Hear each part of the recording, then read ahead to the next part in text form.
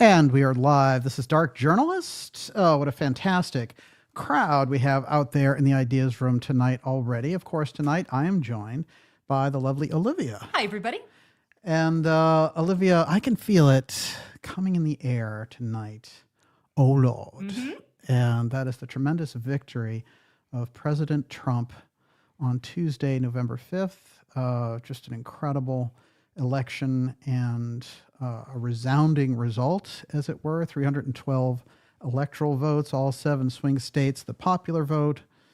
Everything was in there and everything was there. And it was all due to the alliance of forces between RFK and Trump and some spectacular Democrats who came over into this alliance, like Tulsi Gabbard and others, to create a real movement.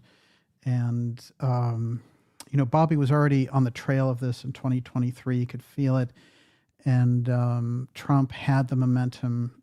And so the combination of forces, when they joined forces in that August day in Arizona, it just, you could feel the explosions. And as I said, I think that was the real moment in the campaign, besides "You better thank a union member" and other Kamala bad, very, very bad impressions and voices that she did.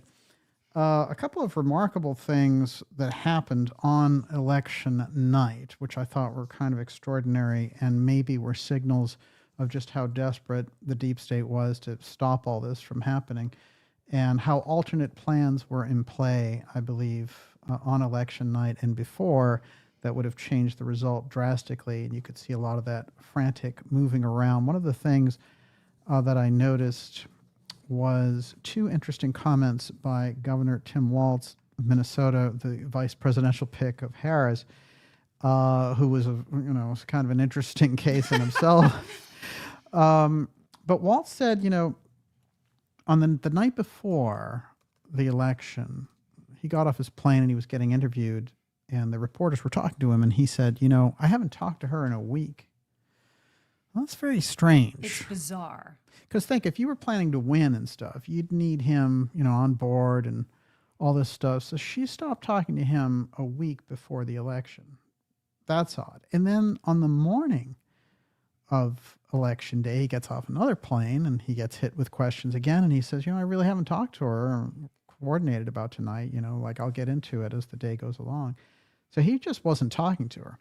So there was something going on in the background there, very strange indeed, and it had nothing to do with Walz, who was a gigantic liability and an unbelievably distasteful choice, shall we say, with his incredible love of stifling free speech, as self-proclaimed, in all his very, very interesting comments during the debate. But the outcome... And 33 visits to China. Oh, yes. Yeah, the incredible China connection with Walz. And China was very involved in all this.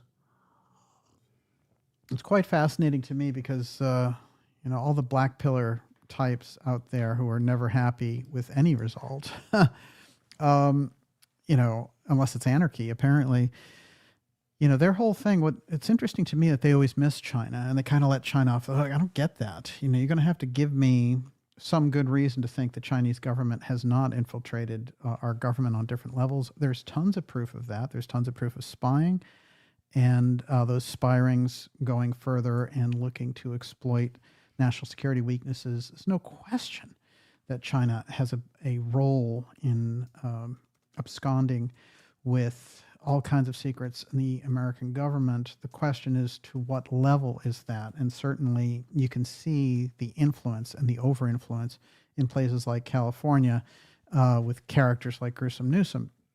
Now, what's so phenomenal, of course, is everyone, I should say this, which is we're going to do a 90-minute report tonight. This is a special report gearing up for a remarkable November 22nd documentary presentation coming up in 2 weeks now, and we're working feverishly on that to get it done for you. That is the documentary that is going to change history and release JFK facts, which are just completely shocking and astounding, and it's going to bring a lot of things into focus. So mark it on your calendar now, Friday, November 22nd, 8 p.m., will premiere a 2-hour documentary dealing with a very, very secret program. And you're not going to want to miss it because it will change history. And I'm not talking about no immaculate constellation either. Or should I say really, really clean, immaculate constellation. Yeah, go Chris Mellon. That whole ridiculous program. They are doing, and I have a lot of info tonight about the November 13th UFO hearings, which are coming up in Congress. We'll get to that too, in addition to all the deep state activity here tonight. And before I go any further, I want to mention to you, especially if you're new here, to go to darkjournalist.com and sign up for our newsletter. That is a free newsletter, and it keeps us in touch, lets us know, get around all the incredible censorship efforts that we're seeing, especially in this political season. We were seeing it on overdrive, and I don't see them lightening up after the fact of losing, that is for sure. But that free newsletter allows us that pipeline direct with each other, and just takes a minute to sign up at darkjournalist.com, and you will get the exciting information about our upcoming X-Series episodes, which will blow your mind. Incredible interviews, staggering stuff for November and December to close the year out, and also phenomenal documentaries. Of course, we have the CRAZE in the Hot Zone, Hacking Atlantis up there right now, and that got a tremendous response. I think in total so far, that one's done about 200,000 views on all platforms. But with the next one, I want to do about 5 times that. So this one, everyone's going to share what we put out on November 22nd. It is a mind blower.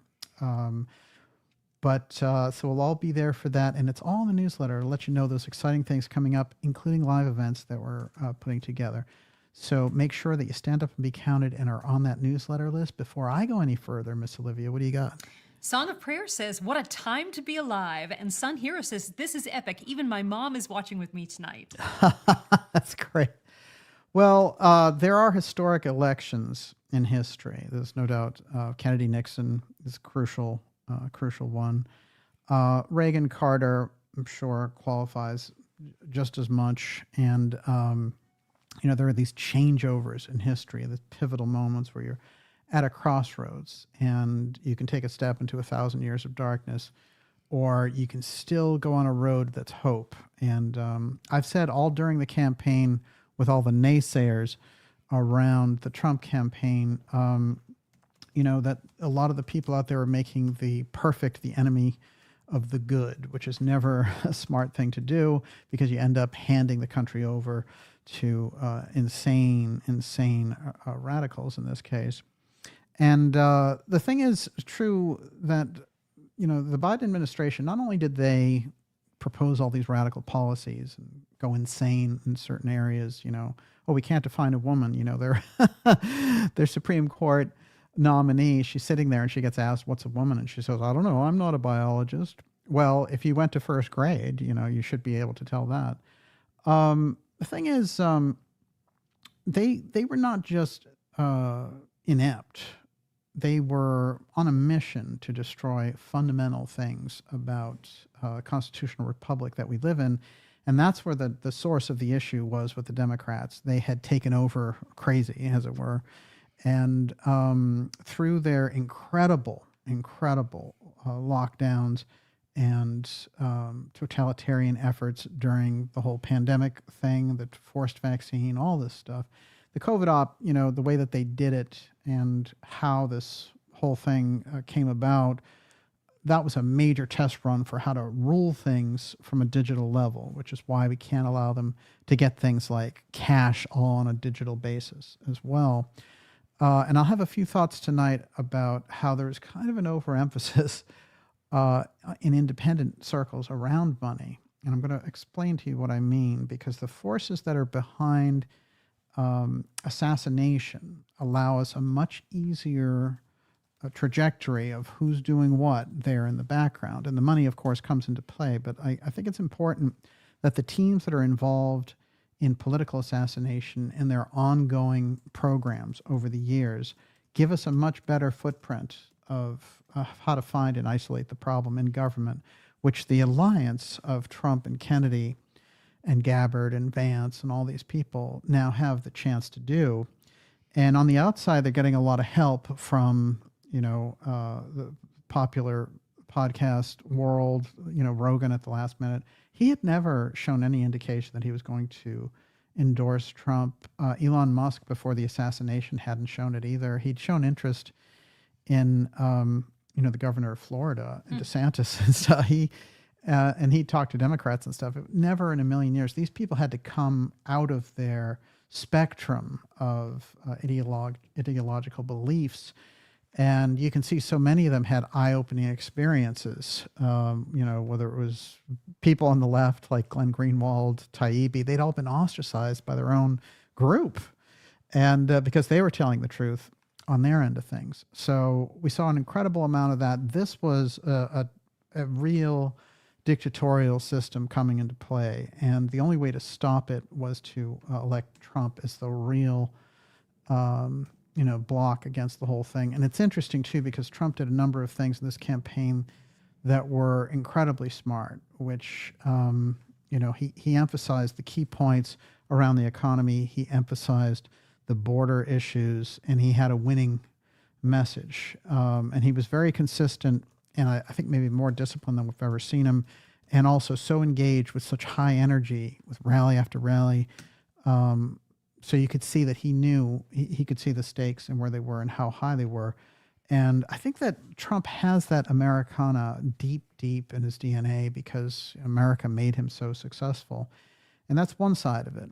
But he also, as we know, has this very deep, deep side when it comes to advanced technology, and also the very early framework of fighting the deep state, or knowing the deep state enough to go to battle with it through political mentorship of Roy Cohn and other pieces. It cannot be overlooked that Trump, in political terms, has kind of the street smarts of Godzilla.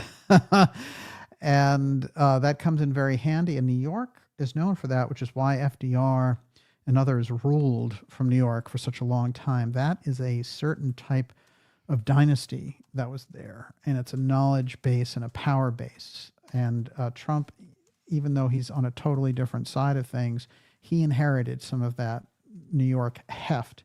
And it was very interesting to me that as soon as he won, Eric Adams said, I'm cutting off all these payments to these illegal immigrants, and I'm going to work with Trump. So Adams, Adams got the handwriting on the wall. They've been doing weird raids on him because he didn't want to go along to the level and the extent of the malfeasance of importing all these people and trying to break the system. So I think there's a lot of interesting potential alignments that we could see. And I'm somebody who watches the vote totals very closely. When you get within 4 or 5 points in New Jersey and you're a Republican, this is extraordinary. Even in ultra blue New York, which is usually a blowout by about 20 points for the Democrats because they give checks out to everybody to win those votes. Trump was close. He was within 10 points, even in deep blue New York. This was the extent of the political earthquake that we got to witness. And I'm going to go into some of those factors and how it shapes up for 2025 and how the UFO file fits in. I'm going to do that all in this report. And in the last half hour, we're going to take your questions on all this as well. Everyone, you're watching the Dark Journalist special report. This is Deep State versus the Alliance 2025 and the UFO battle, RFK Jr., President Trump, and what is in store for us. Remember, the COG people are waiting in the wings, as it were, and there's a number of steps that we need to go through in order to get President Trump confirmed into the White House. But it's going to be very, very hard for them to pull monkey business at these steps. But we've seen them do it, so we wouldn't be surprised at all. Before I go any further, what do you got over there? Okay, the most important thing, Nena says, will Trump build a little statue to Peanut at the White House? Isn't that incredible?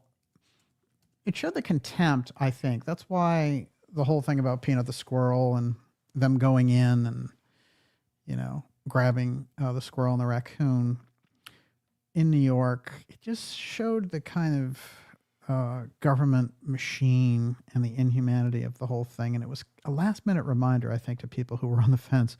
And how weird was it when Kamala was giving her speech And before she got on stage, there was this kind of ghosty squirrel in the background tooling around. I mean, this is extraordinary, but it is how fate can play out for us. No question at all. Here's an odd thing, and we're going to get into the background of the election, but an odd thing that took place that night during the election, actually during the time that Trump was announcing, I'm winning here.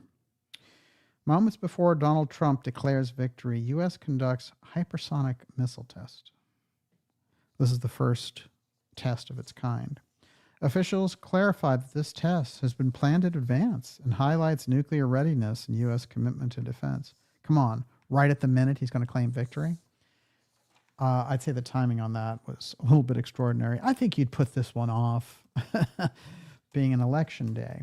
But I think that those are little bits in the background and things that we need to pay attention to about where these people are coming from. Okay, next up, another thing that's happening in a lot of this is Obama blamed for election loss after pushing Biden out of the White House. Remember, one of the, let's see if that comes into focus here. Okay. One of the extraordinary things that happened during this election, and you do not see it happen, is that the president who is running gets pushed out by his own party and someone else is in as the replacement. That is not something that happens. And, if you go back in history, you're going to look at a number of different unusual things where a VP would take over, or in the case of President Nixon, he got impeached. These are very severe, major things. Now, Biden, we knew, was having mental difficulties, or was he? After all, I know what happened to him. He came out yesterday and he was like, hey, I'm Mr. Smooth and Suave. We got this under control and, the American system works and all that. And he gave a speech that lasted, maybe about 6 or 7 minutes. There were no slurs. There was no stumbling around. What happened there? Sharp as a tack. I mean, it gives you to wonder. There was a very early indication in this election that something was up when the Biden camp accepted a June 27th debate with President Trump. And when President Trump mopped the floor with him, that's when they had the excuse to move him out. But who talked him into that? Because presidents do not, in any election year, go to bat in a debate unless it's a primary. But for the general election, they don't go into a general election debate until after the conventions. The whole point, you go into the fall season, they set up 3 debates usually, one on the economy, one on foreign policy, and the VP situation. So this was odd. The whole thing was odd. And once they had that excuse of Biden screwing up before a national audience, then they were like, we can put our other plan into action. But the other plan is strange as well, because the other plan just consisted of them taking Harris, who was easily their worst candidate in their bullpen of all time. I mean, they have a lot of other picks that would have been stronger, no question about it. So to put her up there, I think was unusual. And they did say that Obama was orchestrating all this in the background. So there's a little bit of kind of sweet revenge when Biden comes out and says, oh, yeah, Trump won, but what can we do? All right, the next major ramification. Are you ready?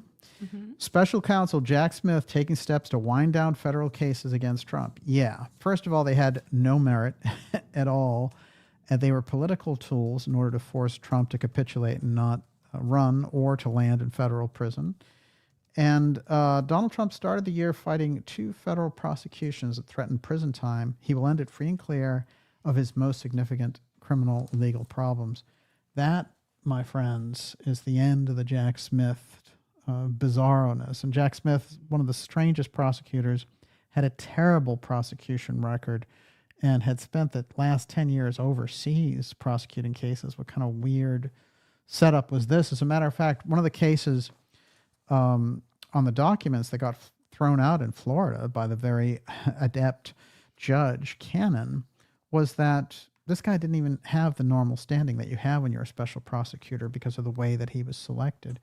So this was a pressure move, and as was the raid at Mar-a-Lago in 2022, which kicked off all the strangeness. And this is how they felt they could convince Trump to stay out of all this. Trump is anathema to the deep state. And we need to understand why and how the situation of him winning changes the equation so dramatically. And we're going to get into it here in our special report, Deep State versus the Alliance 2025 UFO file battle, RFK Jr., Trump, the Alliance, and President Trump's historic victory. I made the notation that this is the UFO file ticket, and I'm going to tell you how I'm justified of that. Now, the UFO file came up a few times during the election. I think it could have been emphasized more considering what's happening in the background, but I think both of those candidates are very tentative about it, and the Biden people didn't want to discuss it at all. But Trump, he did go on the record and say, you know, I am going to, one, open up the JFK files. And he said it while he was on stage in Arizona while RFK Jr. was there pledging. I can't tell you the earthquake that this is. When you think of, you know, RFK Jr. at 14 being the pallbearer for his father after he was assassinated, and then only 4 years earlier, of course, JFK had been assassinated. So the kind of generational piece in this cannot be underestimated. And Trump coming right into the crux of that. After all, there were two, and I actually say three assassination attempts against Trump. And not the weird thing that you're hearing about Iran either. That has nothing to do with anything. But they are trying to release that now to get Trump in the headspace of, you know, hey, you know, the Iranians wanted to kill you, so it's okay if you want to go after them now. And kind of like giving them justification. No. Kind of. What's interesting to me is in July, the attempt at the assassination of Trump by Thomas Matthew Crooks is very interesting for a lot of reasons. One, we don't even really know if that was Crooks on the building. Two, it has all the fingerprints of a deep state operation. Three, it seemed to be limited inside of the Secret Service and the Department of Homeland Security with the security stripping that was involved. And I've gone through this. I did a number of shows on it, but I've examined it independently, personally, looking at it. And they set him up to be there and to be assassinated. It was by a hair's breadth that we missed that timeline, and thank God we did. I do think, and I don't want this to be overemphasized, but I do think that Trump is at risk in a number of different situations going forward, and that this period between now and the inauguration is sort of a higher risk period for him. And I'm sure he's taken all kinds of protocols for that. But I think it's important to note. And I think when they failed at the assassination, it set their plans in a very strange direction. And I think so much of the Harris thing and everything else that they came up with was really in response to that. And of course, they tried again with Ryan Ruth, and the oddness of him being there and having the gun in the bushes and one Secret Service guy seeing it, and the fact that he had been camped out there all night on that golf course. You know, these were extraordinary moves, and they were very reminiscent of the kinds of assassinations that have moved through our political system for decades. That's why I say, in some ways, you know, a lot of things came up about the Fed, and I noted on different social media postings that we put up that, Powell said, if I'm asked by Trump to leave, I just won't go, which is a kind of prerogative that the Fed chairman can do, and yet they serve at the pleasure of the president. After all, Trump initially appointed him. So the idea that you would stick around anyway because through the letter of the law you can do it is a very defiant act, and not something that you would expect when you're looking at, someone seeing another president coming in, and you'd be in talks and you'd be like, well, you wouldn't answer the question that flippantly. It shows the kind of hardcore attitude and what they think, the type of power they think they have there at the Fed. That's one type of corruption. But the assassination teams, just like I point to the Exprotech group dealing with the exotic technology and the UFO file, defending that, and keeping it out of the hands of anyone who would get near the secrets that are involved there. We have to track the assassination groups with a kind of scope, because I think it gets us a lot closer than just the general thing about, there are these public figures that we have a push-pull with. When we see the assassination action and the assassination teams in place, and where there were COG members, we have to remember, of course, the Secret Service director, and the fact that she was involved with getting Dick Cheney into the COG bunker during 9/11. She was the same Secret Service director who was in charge of security that day in Pennsylvania. So the Butler, Pennsylvania assassination attempt, I think, is still, it's this weird shadow through everything, no explanation of it. And the fact that the media dropped the ball and didn't want to go into it, I mean, it was very, very telltale indeed. And the whole situation had all the Oswald vibes in it.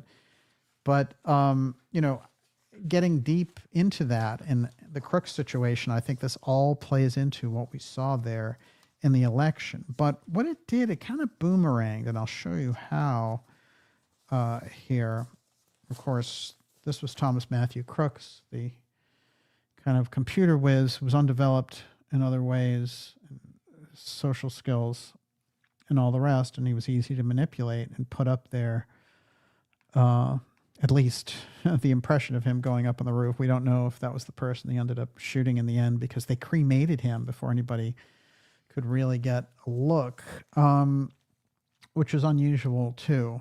But what we did, sus. there's still names, of course, that were suspects around the whole thing. They've just disappeared, and like the investigation aspect has disappeared off of all the major headlines. So whatever it happens to be, maybe they were like, well, we don't want to favor Trump by reminding people that, they almost blew his brains out. And I want to be very specific about this. It's not like I'm saying the Democrats wanted to assassinate Trump. What I'm saying is that deep state operation, it'll play both sides or the middle, whatever they need to get to in order to do, their program. And that could easily include assassination. And in some cases, it's, kind of the order du jour. It's kind of, what they try to serve up for us in the 2024 election. They were right back into it, and we've had waves of these assassinations, seasons of assassination, as I've put them across. And if you study that history, if you go back, for example, to 1980, you can find an attempt on the Pope, the assassination of Sadat, the assassination of John Lennon, and the assassination attempt against the Pope and President Reagan, all within about a 1 year, year and a half period. That is consolidation. And if you look at that through the same lens of what happened during the Kennedy assassination, you'll find all these other world leaders getting thrown out at the same time, including the Diem brothers in Vietnam. And it's interesting because the CIA assassinated them. It's quite fascinating because when Kennedy was looking at that situation, it seemed to unnerve him dramatically. He was like, oh, they're making the policy. I didn't tell them to assassinate this guy. So he was seeing them, make these moves, and it was like the big bellwether. They try to remove de Gaulle in France during that period as well. He survived the coup and then got to fire the generals. Do you see how how JFK wasn't able to survive the coup and then prosecute? So, it depends on how these things go, but you can see that in the Profumo affair, for example, in the UK, they had thrown out the leadership there, and there was a very enlightened UN director, and they took him down in a plane over the Congo. So there were a number of moves. When they need to reset things, they lay down those maps all across and figure out, here's the people we need to flip and get out. When they went after the presidency in the United States, they took a dramatic chance, because in 1963, they were able to get away with it. But even 60 years after the fact, the public is very aware that something happened inside the security structure of the United States, and that the security structure assassinated their own president. That's the great realization in the middle of all this. So the Kennedy assassination stands out there as a geopolitical a weather vane. You know, it's still that thing that people don't quite trust the security apparatus of the United States because they murdered their own president. And when the records come out, which is why the pledge, I think, in Arizona by RFK Jr. and Trump on that stage is so dramatic. And I cannot tell you how long that was in the making, how many people, you know, how many researchers, how many witnesses in that case had died before those things had happened, how many researchers had lived and died hoping they were going to get some kind of satisfaction out of it. And there's Trump saying in the middle of a presidential campaign where he's almost assassinated and he's standing there with the son of the assassinated leader of the Democratic Party who was headed to the presidency in 1968. And then, you know, whose uncle is John F. Kennedy was assassinated. And then he says, I'm going to open those records up. It's time. And I've pledged to you and to him. So in the back door of those deep state operations, they're looking at that. And, you know, regardless of their levels of power, they have to be terrified the minute they see those two getting together and really, because they had done a number of things to play them off each other during the election, as we know. But I'm going to say interesting thing here, which is this story, you know, the whole Crook story is a sad story because, again, you have this MK Ultra manipulation and then manipulation of the story. Remember Crook's house. That's Crook's dad there. But the neighbors around Crook's house said, well, nobody ever went in and out of there. So what was the nature of that setup of those people? You see how this works. There's a human factor and a human cost underneath the whole thing. And when the sniper blows, you know, the brains out of the assassin on that building, who was that? And what did they, you know, do with Crooks in the first place? They had 3 guys walking around who looked just like him, so that you have a number of Secret Service reports saying, hey, you know, this guy with the backpack and the long hair and the kind of like flat face, he's headed off this way. He's acting suspiciously. Oh, there he is again. You know, how did he get over there? He's walking around with a scope. I think there's a lot to be revealed and that needs to be revealed in the July assassination attempt of President Trump. And it's going to be ultra revealing. And now that Trump has the House and the Senate, I mean, there's a lot of things to do beside investigate your own assassination attempt. And he has a gigantic, you know, sort of revolutionary program of setting things right in the United States to a degree. You know, we're not going to get everything that we would want in a perfect society, but there's enough fundamental understanding of the Constitution inside of the Trump circle and coming from the Trump presidency. But what I would say is that you can get, as we did with the church committee and things, and maybe they should have gone, you know, maybe the reflection of looking back on the investigations of the CIA and these other extra constitutional agencies like the NSA, the NRO, and others, what should have happened is they should have been really reined in. And, you know, they should have been, in some cases, dissolved. And we might get a chance to do that if this House and Congress with the presidency has the guts to do it, and in a way that doesn't, you know, leave the United States in any kind of vulnerable position internationally. Right now, with the Biden administration, you know, and we don't really know who's been acting as president for the last year or two, you know, we've been in a vulnerable position with the neocons pressing for war and supporting that Ukraine-Russia war and taking Russia to the brink. What's fascinating and what's great news is that as soon as Trump got elected, Putin instantly was like, you know, yeah, I'll go for negotiations in relation to Ukraine. If he wants to do it, I believe he wants to do it. So we already have signals of the world responding to the fact that this crazy clique is not going to be in charge. Since you just brought up Putin for a minute, Yeah. I just wanted to say, David Allen says, Putin just did a speech for 4 hours as he congratulated Trump. He said True. he's ready to pick up the phone if, quote, manly Trump calls him. Putin said he respects the way Trump reacted after being shot. Quote, he is courageous and manly. Yeah, I think a lot of people, it's interesting because part of that assassination is what attempt was part of what got RFK Jr. over the hurdle. I'm sure there were a lot of people who were around him who were just like, you can't, you know, throw in with Trump and all this kind of thing because, you know, Bobby comes directly out of that whole Democratic scene. But he understood He understood what was going on there. And what's interesting, it was only a couple of hours after the assassination attempt that Trump called him.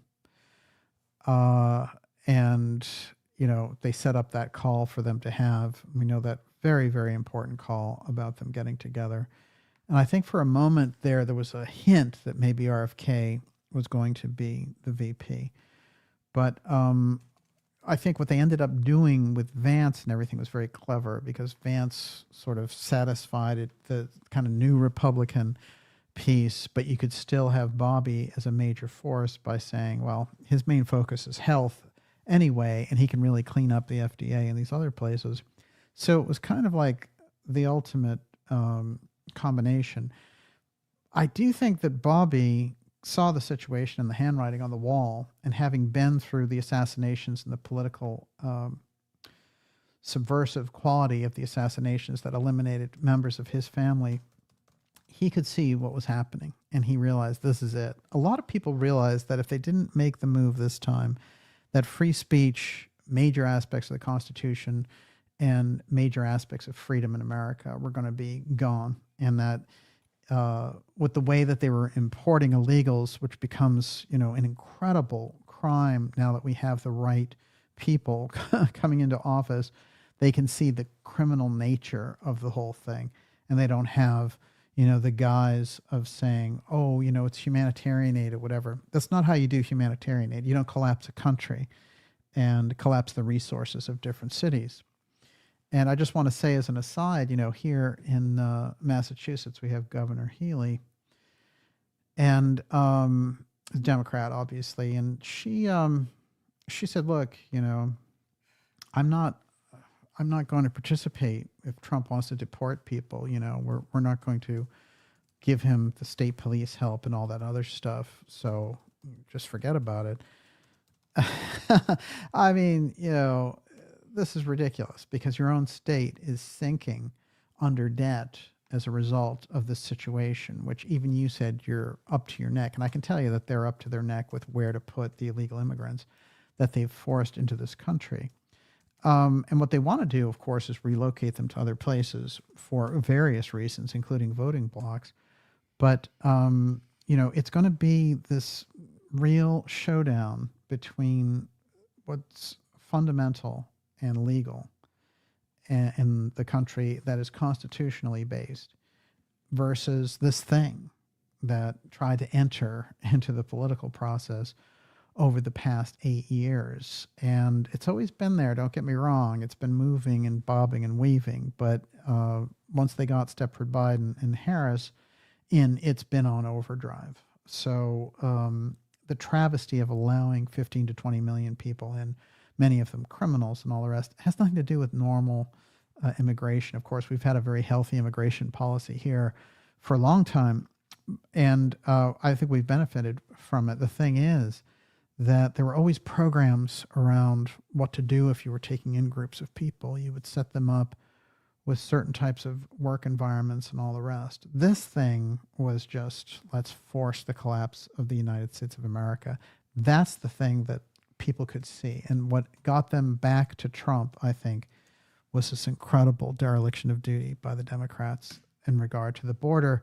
And there are more reasons around the border which don't meet the eye. And we're going to get into some of those tonight as we go over this extraordinary election victory, deep state versus the alliance, 2025, the ex-UFO, ex-tech UFO file battle that we've been seeing playing out behind the scenes, and then how this relates to this incredible alliance of RFK Jr. and Trump, along with a number of others, including Tulsi Gabbard and more. We're going to be taking your questions here in just a little bit. Before I go any further, Miss Olivia, what do you got? David Termina, DJ, around 10:30 or 11 o'clock Tuesday night, Elon Musk tweeted, quote, game, set, match, almost as if he had the intel that Trump victory in Pennsylvania was assured. No question. There's a lot of very interesting things there. First of all, Musk was a very important addition getting behind Trump. However someone might feel about Musk, and we know there are a lot of unusual things about him in relation to SpaceX, because you can't get into a position like that without playing ball to a certain degree. And yet, you can see him raising the ire also of certain people inside of that structure. So there's a very interesting kind of loose game going on there. But I do think the assassination attempt, again, changed what was happening in the equation. And I think that Musk said to himself, you know, I'm not playing on that team. He may have his own agendas about what he's up to, for sure. And like I said, whenever you're dealing with Musk, you're dealing with a number of different people. When you get up around $300 billion, you're not just speaking as a single individual anymore. But I will say this, that the degree of technological grasp that he would have, when you get into a situation, you know, there was a comedian, Theo Vaughn, who went on the Joe Rogan show. He said, look, you know, I was talking to Musk before the election was called, and he was saying, it's over. You know, we won. And he had developed kind of an app on the fly that would let him know this. Now, this is a guy with access to tremendous satellite technology and tremendous database action. So was it a calculation of a formula? Did it go deeper? Did it prevent the steal? I think that there were plans that were in place for a lot of deep state monkey business in this election that was not able to happen. Now, we know that during the 2016 election, some of the monkey business was stopped because they had in their possession the laptop of Anthony Weiner. And I think there was a thing that said, if you try the monkey business on the level you're thinking of, we're going to let this laptop out. And I think that laptop was incredibly damaging. If you think the Hunter Biden laptop was bad, we can only imagine what was in the Weiner laptop. So, you know, there's moves. There's all sorts of moves on a number of different levels here. And that was the play in 2016. In 2020, you know, as we've seen those numbers, they've come out with a lot of the numbers now. And you see that the Democrats picked up, you know, around 62,000 votes, 62 million votes in 2012. It's interesting, too, because, you know, people very often talk about Obama and the victories that he had. Obama was one of the first presidents to lose his margin in the second go-around. So, you know, president gets in, when they run for re-election, then they really bring the thunder, always. And if you look at any of the re-elections, for example, you know, when Reagan gets in, it's a landslide. But he wins 50% of the vote, and Carter's like 41, and then there's John Anderson. But if you go into 1984, he wins 60% of the vote. His margin goes up by 10 points. Well, Obama gets in there, and in his first go-round, he gets 64 million votes. But in the second go-round, he actually loses the margin. So it shrinks down to 61 million votes. But he still wins because he's against Romney, and, you know, Romney was kind of pitiful. Now, it's interesting when you get, again, to Hillary, she's around that threshold. She's around 65 million votes and loses. But when you get, as a number of people have pointed this out now, and a lot of pollsters have pointed out, and the graphs are very telling, because when you get to 2020 and you get suddenly Biden, who was a terrible campaigner, who hung out in his basement, and even when they did things during COVID, you know, they would stand on crates at a drive-in and be like, hey, suddenly he gets 81 million votes. The whole thing doesn't add up. But now the numbers seem to have smoothed out again. Somehow the monkey business in the background didn't happen on the level it was supposed to. Somebody was waiting for it, but they didn't get the call. And maybe that was all the time that Musk spent in Pennsylvania. He was there for weeks. And maybe he was deploying a kind of technological method. So I think that there's a lot to be said there. But the fact that, you know, this comedian was saying, well, you know, I was there with him, and he already knew hours before that we were going to win, I think is very, lets us know there's something going on in the background there. And he didn't hide his enthusiasm when Trump went back to Butler. And you have to say this for Musk, that he put everything on the table for this election run to get Trump in. What his motivations are, you know, certainly there's a lot to be looked at there. But nonetheless, with the moves for X and free speech and with the moves to get Trump back into office, he certainly has played a rather major role in all this. And as have others, of course, I think a lot of the podcast networks. This happened, I pointed this out for 2016, and it was interesting because a lot of the independent media lost the plot in 2020. They weren't really, and they had grabbed people like Julian Assange and stuck him in first in an embassy where he couldn't get out, and then into prison. And finally, of course, we know he did get out and had a hero's welcome back there in Australia. And he was a hero. But I will say this, there were a number of factors that got Trump in the first time. It was very, very dodgy landscape to get in. And one of the things that WikiLeaks was releasing on a weekly basis were the DNC emails, which proved that Hillary Clinton had cheated Bernie Sanders, and the kind of glee of those people in the background. And it's interesting because if you go through some of those emails, you'll find some of the things that came out were the sloppy behind the scenes deals that were going on to try to launch this false UFO program through Tom DeLonge talking to generals and John Podesta and all that. That's in there too. So that also played into this whole thing. A lot came out through WikiLeaks, and they changed history there. When 2020 shows up, you don't have any of that going on. And that's a problem. And the alternative media wasn't really, there was a lot of like this phony thing that tried to sneak in this time, which is the black pill thing. And I'll tell you, I really resisted. And I've pointed it out on this program. And even though some of the researchers are good or whatever, their final point is no, they were all anti-Trump, Trump this, Trump that, Trump has this connection, has that connection. And, I've pointed out that some of them are good investigators, but bad with analysis. And you have to be good at both, or else you can get into all kinds of trouble on this. But what I found over and over again is the black pill crew was letting, on the independent side, was letting the Kamala Harris waltz ticket off the hook, and over again training their fire on Trump. I found it highly suspect and certainly wrong-headed. And, and anybody can vote for whoever they want, but you have to be realistic about who's going to take your freedom of speech away. And there's no question that the Democrats had been pushing for this and had achieved it in a number of ways. So there was a very distinct difference, and this kind of immature thing of saying there was no difference between these two was absurd. And it proved to be absurd. And what's very interesting to me is those very same black pill people now, after trying to keep Trump out, and which would have been the inevitable result of having Harris in by default, now they're saying, well, you have to pick this person, and I'm against Trump picking this person and all that.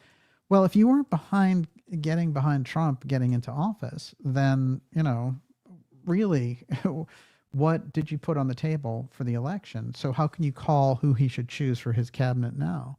Now, it is very important who Trump gets into the cabinet, don't get me wrong, but you have to see, there's a hypocrisy and a kind of purist snobbery that is not going to fly. And in the independent media, it should be particularly booted out because it is, and I'll read some of the quotes from these types tonight. And like I said, even some of them I've had on the program before, but there's a problem, there's a fundamental problem, which is if you don't offer any solutions, and when you have an alliance that gets together like Kennedy and Trump, and all you do is go after Kennedy and say, oh, Kennedy's bad on, climate change or something, look, think of what these people, they do understand the Constitution.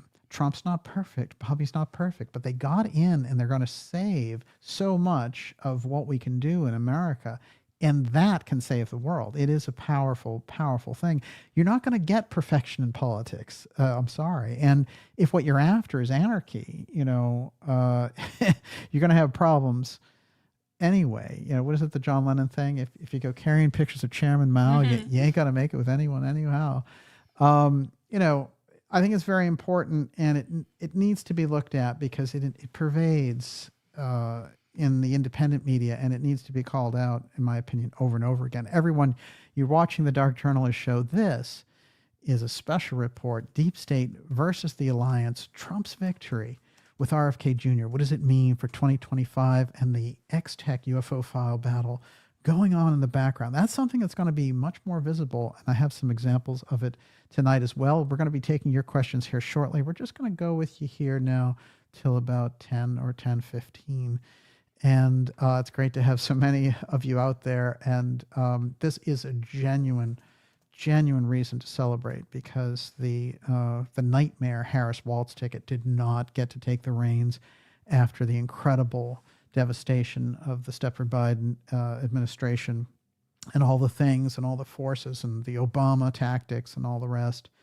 And really, I think a lot of their corruption came to light in this process. And I think that now that Trump is going to go in for 2 years, he's going to have the House and the Senate.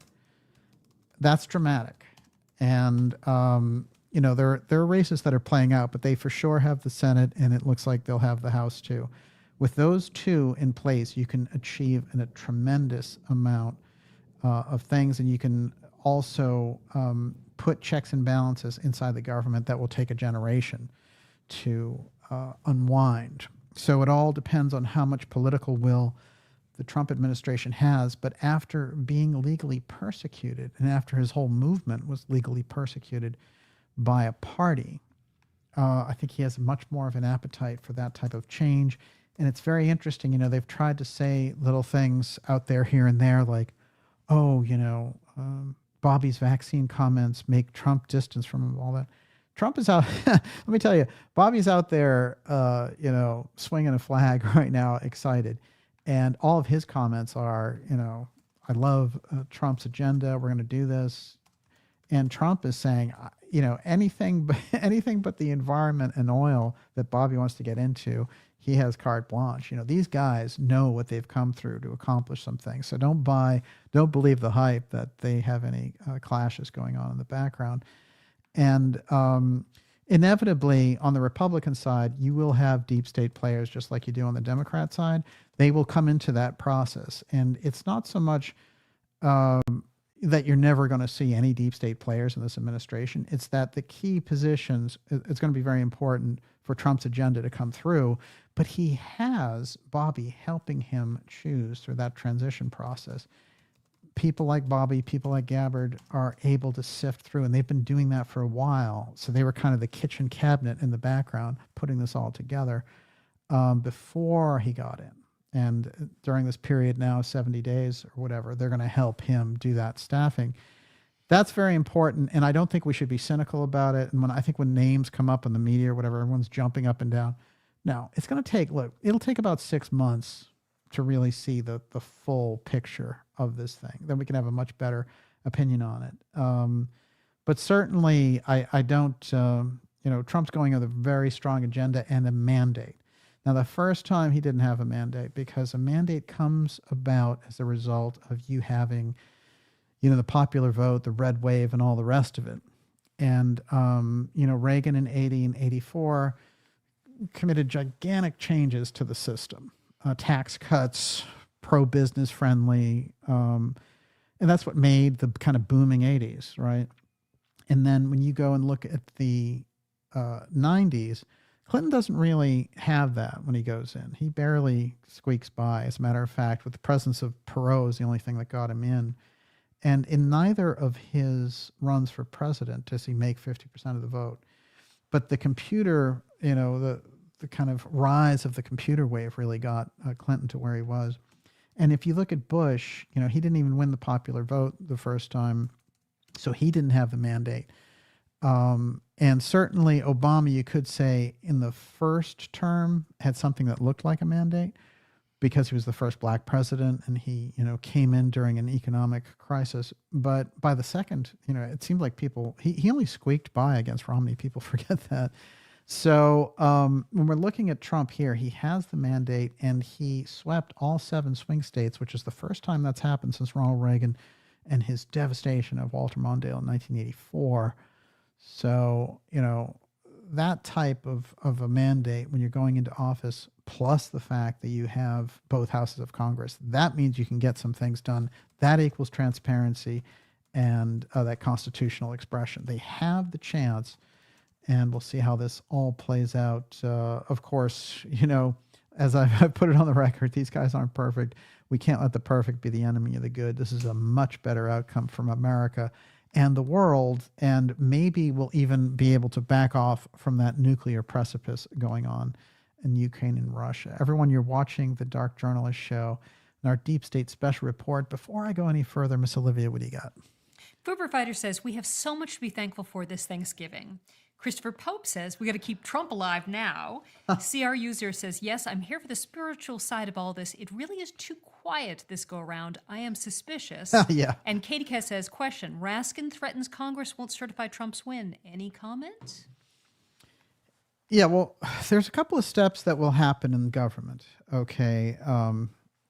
So I think it's the 20th of November is when they canvass all the votes.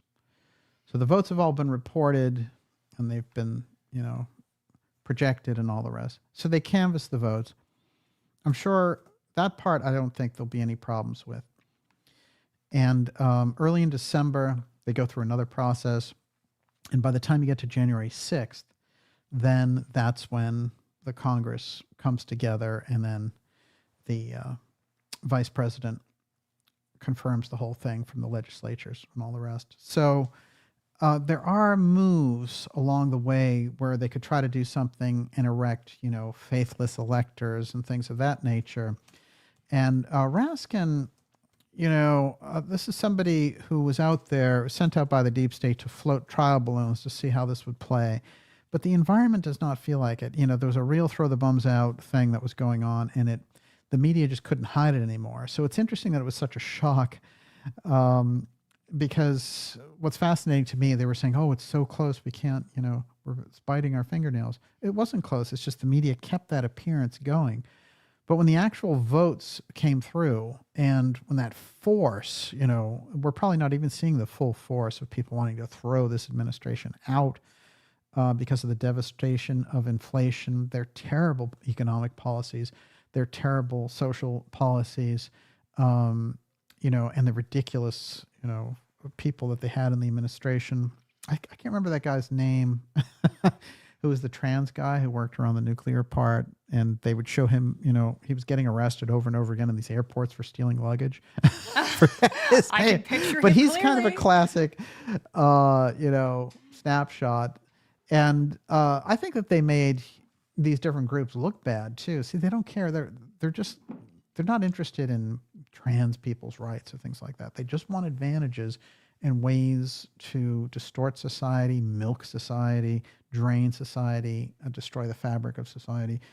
And so we need to keep that in mind as we go, that they'll take any group and exploit it.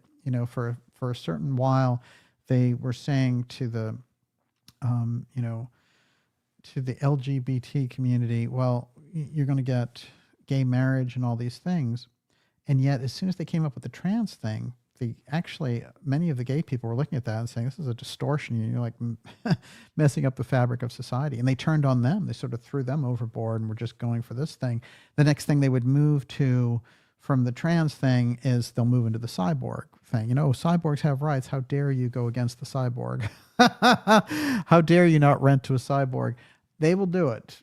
Make no mistake. Well, and that's what is a human instead of what is a woman. Right? Yes. What is human? That's what they're going to say. So yeah, you can see we're really up to our necks in it now. All right, a little more on the actual election, and we'll get into how this rolls in. I have some very interesting things. I'm going to last week we did a very important report called the Melchizedek UFO file. This was the hunt for the UFO file killer. That's a device, not a person. And this was a UFO takedown device, which had been devised as far back, and it's what Uncle John Trump, the professor at MIT, who was Vannevar Bush's protege at MIT, said that the FBI were questioning him about and asked him to look for. Said they wanted this device. Make no mistake, that whole thing about the death ray and all the rest of it, they had information on the death ray. The thing that they were looking for was the UFO file killer. They wanted that UFO killer program for how to take UFOs down at a distance. So if you're sitting somewhere in Alaska, you press a button and a UFO over the UK goes down. This is the thing that they were looking for. And I put a number of factors on the table in relation to it. And I've been filling out that background about John Trump. I put a lot of it on the record in the first place. And you do see a lot of TikTok videos now, which just slap the stuff together. And, you know, that's fine. I'm glad that the information gets out. But it is very important to note that, you know, we put together a series of episodes about John Trump with full detailed background that aren't just bubblegum quickie reports for the zaniness of it, of like, hey, Tesla had a Trump connection. That's a way in. So I have no problem with it.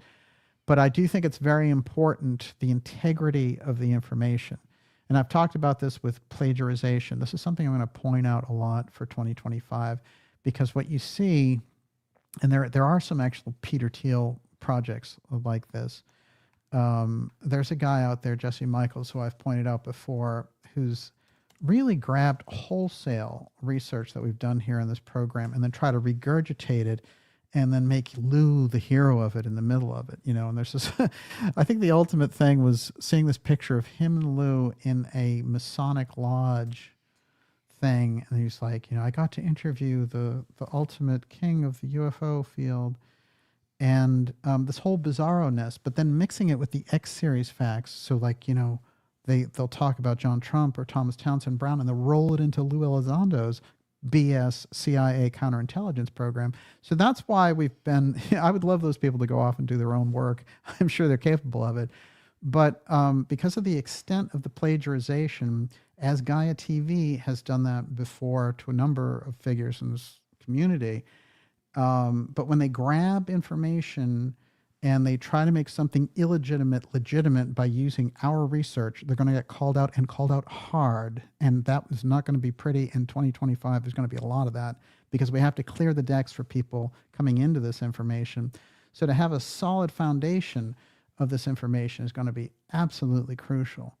So, you know, if you're going to be launching people with, you know, these productions and rolling them in with Mellon and Elizondo, but using X series facts, it's going to become quite an issue. And I'm seeing a lot of it. And so I'm putting it on the record now. So everyone in the X series and in the ideas room, when you see that, when you see them rolling in Lou with it, understand that that's part of a program. And we're going to put the information out, but we're going to call it out when that level of plagiarization exists. Now, I do want to point this out. The November 13th UFO hearings will have a huge impact on how this administration works. And I'm going to explain that right now. There's a couple of unusual things about this hearing. One, let me get some of the particulars going here. One, Lou Elizondo is going to be the star of this. Now, it just so happens to coincide with him putting out a book called Imminent, which I call Imminent BS, from a counterintelligence agent. But what they have going on, you know, and it's unfortunate, right? People waited generation for good UFO information. They got John Mack, they got Stanton Friedman, and they ended up with CIA, right? And the problem there is with somebody like Lou, the incentive for them is to keep going and to keep pushing the envelope around their story, even though they've been found out to be liars over and over again. And he's lied in public on record repeatedly. And, you know, so anyone who's done any research on it, the Black Vault and others, they know it, you know. And certainly we've put it on the record that way. Now, it's interesting to note who is on that hearing witness list, because at first you heard that Mellon was going to be there, and a strange thing happened. Mellon, Christopher Mellon, the DOD billionaire who put this whole UFO threat up together in the background with other CIA counterintel people, he wrote, the House Oversight and Accountability Committee has confirmed a subcommittee hearing on UAPs, scheduled for November 13th at 11:30 in room 2154 of the Rayburn House office building. The hearing is entitled Unidentified Anomalous Phenomena Exposing the Truth. I thought this was weird too. Like, you know, what is this? Is this like a History Channel special or something?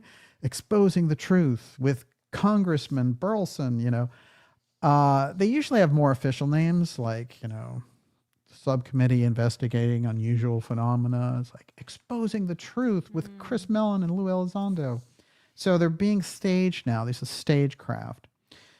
So he goes on. This is Mellon now. Regrettably, the rumors of my participation are untrue. Those likely arose because I'd agreed to testify in September. The initially planned date for the hearing, unfortunately, a long-planned trip conflicts with this new date. I'm genuinely disappointed to miss the opportunity as I felt I could help frame the key issues. So I don't think that Mellon would have missed this for a trip. I think that he wants to give the spotlight to Lou. Lou has the book out now. They're doing the big push behind Lou. Here they're trying to bring Lou over the threshold of respectability and saying, oh, well, he testified before Congress.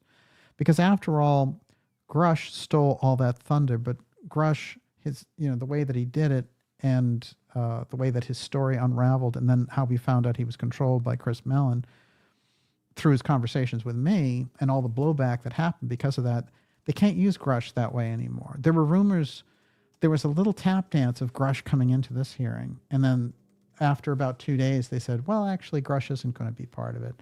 So they're up to things in the background. What they think they can roll out Lou for like the 8th time. And it does feel like deja vu to me, but nonetheless, I will call out the nature of what they're doing with this.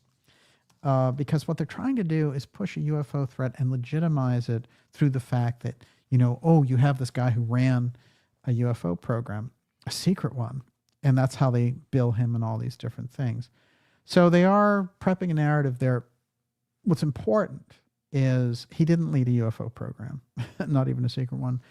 And that his big claim to fame actually is being a black ops interrogator. That's the world that he comes out of.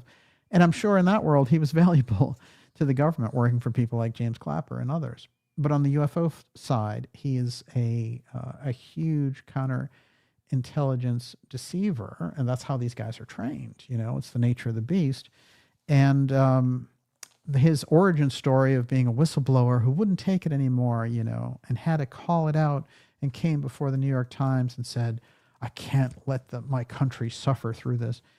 None of that was true. Myself and others exposed the fact that he never left the government. He never actually, his resignation letter, they put a second one in to the records. This is the thing that was discovered, which is there's one regular one which says, okay, I'm taking up my other duties in this other government job now. And then they insert one later so they can match it up with the New York Times story that says, oh, I'm so upset at the UFO coverage. So the real resignation letter doesn't say any of that stuff. So this is important for a lot of reasons because, again, here we go through Congress. Congress has the opportunity to open up the UFO file. They're not going to do it. And the people who are running those, like Anna Paluna and Burchett and all that, they don't have, for some reason, they don't know enough about the topic, or they've been told in the background all this stuff is going on, but they don't have the ability to question these people on, what part of the government are you coming from? Are you still working for the government? If that government were to ask you in a counterintelligence fashion to lie to this committee, would you lie to this committee? These are the things that they need to be asked when they go into this position. That'll shut them up real fast. Instead of, we're going to get things like, oh yeah, I've seen recovered craft and things like that.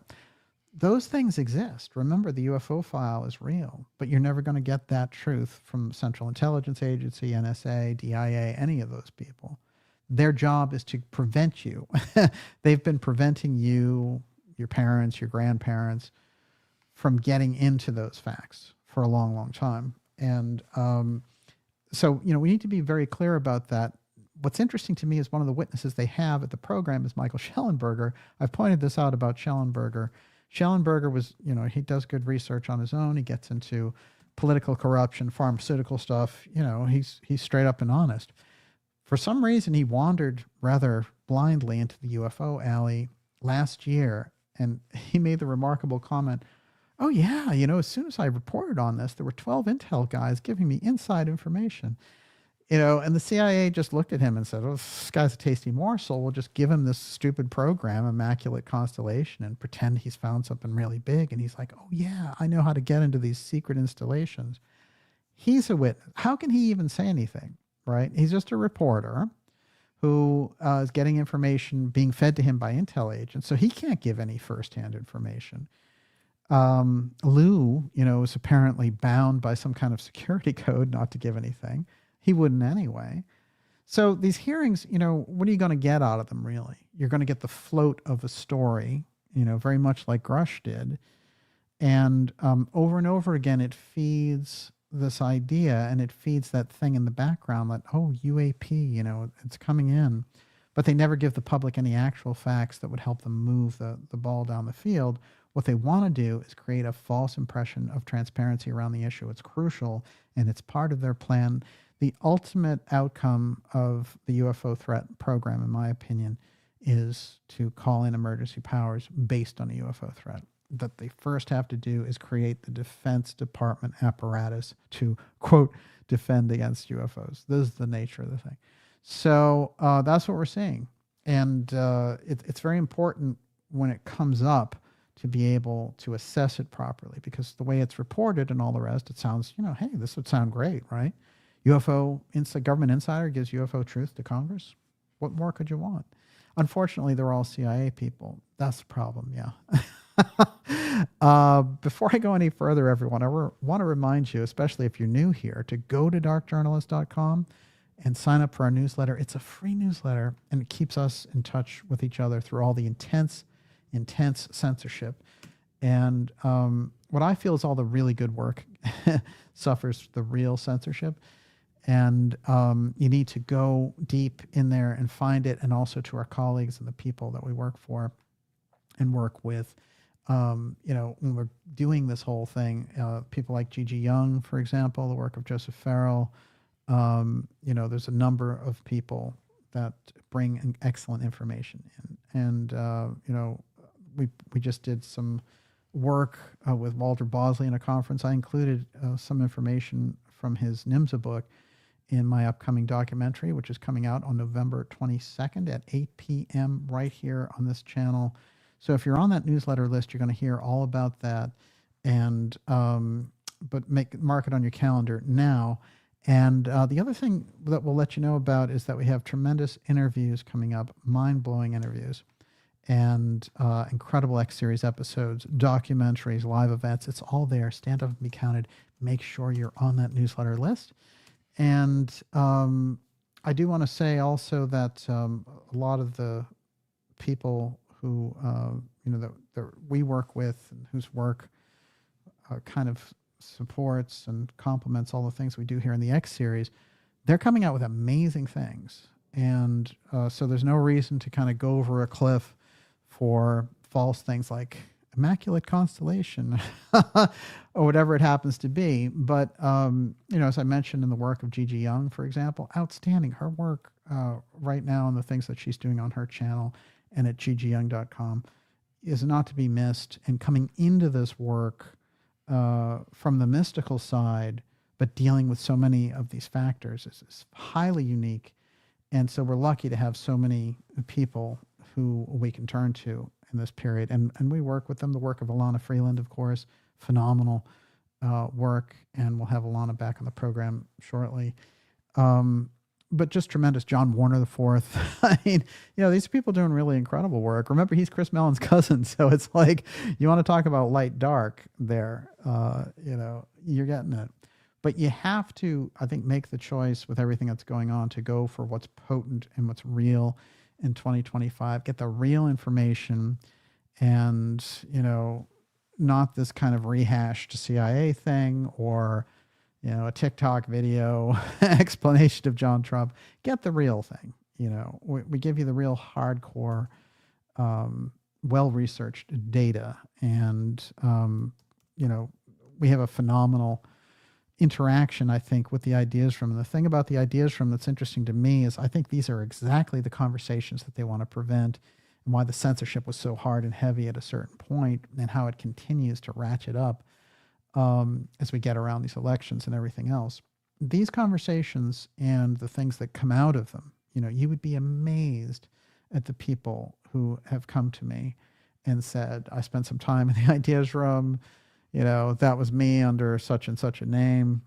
And, I've been shocked by who they are. So, we do that, and we have that as a sort of a kind of lone outpost of what we do, and it just ricochets out. So we couldn't do that without you. And so hopefully going forward into 2025, we can deliver a lot more of that for you. With all that said, Miss Olivia, what do you got? Robert Ayala, DJ, Trump's sentencing of the bogus charges on the affair of the hush money is set for November 26th. If the judge sentences Trump by putting him in prison, could this justify not certifying the election? Well, they're already backing off. We know that Jack Smith backed off on the federal part. And what you're talking about is the Stormy Daniels thing, which is basically a bookkeeping error that they were able to ratchet up through this weird thing. And every legal expert knows that on appeal, that case would get thrown out. So this was Alvin Bragg's big corrupt moment, the DA there in Manhattan. And he pulled off this nonsense trick that the Democrats wanted him to. Now they're stuck with a bummer case. And they think they can still leverage that. But what you're seeing in the news reports is that Merchan is looking at that, and he's looking for a way to get out of it, just like Jack Smith is getting out of his cases, because Trump is going to be president. And now, do they still have deep state shenanigans up their sleeves? No question. And I think that we will see them in ways, but only in ways that they think they can pull these things off. After all, they tried assassination, they tried legal prosecutions, they tried the raid at Mar-a-Lago. Don't tell me that the raid at Mar-a-Lago was anything like what they described it. The raid at Mar-a-Lago related, in my opinion, to a very secret set of files having to do with very, very advanced, what I would call X-Tech. And it's the kind of thing that resides in the UFO file. But they used this cover of an excuse of classified documents to get in there.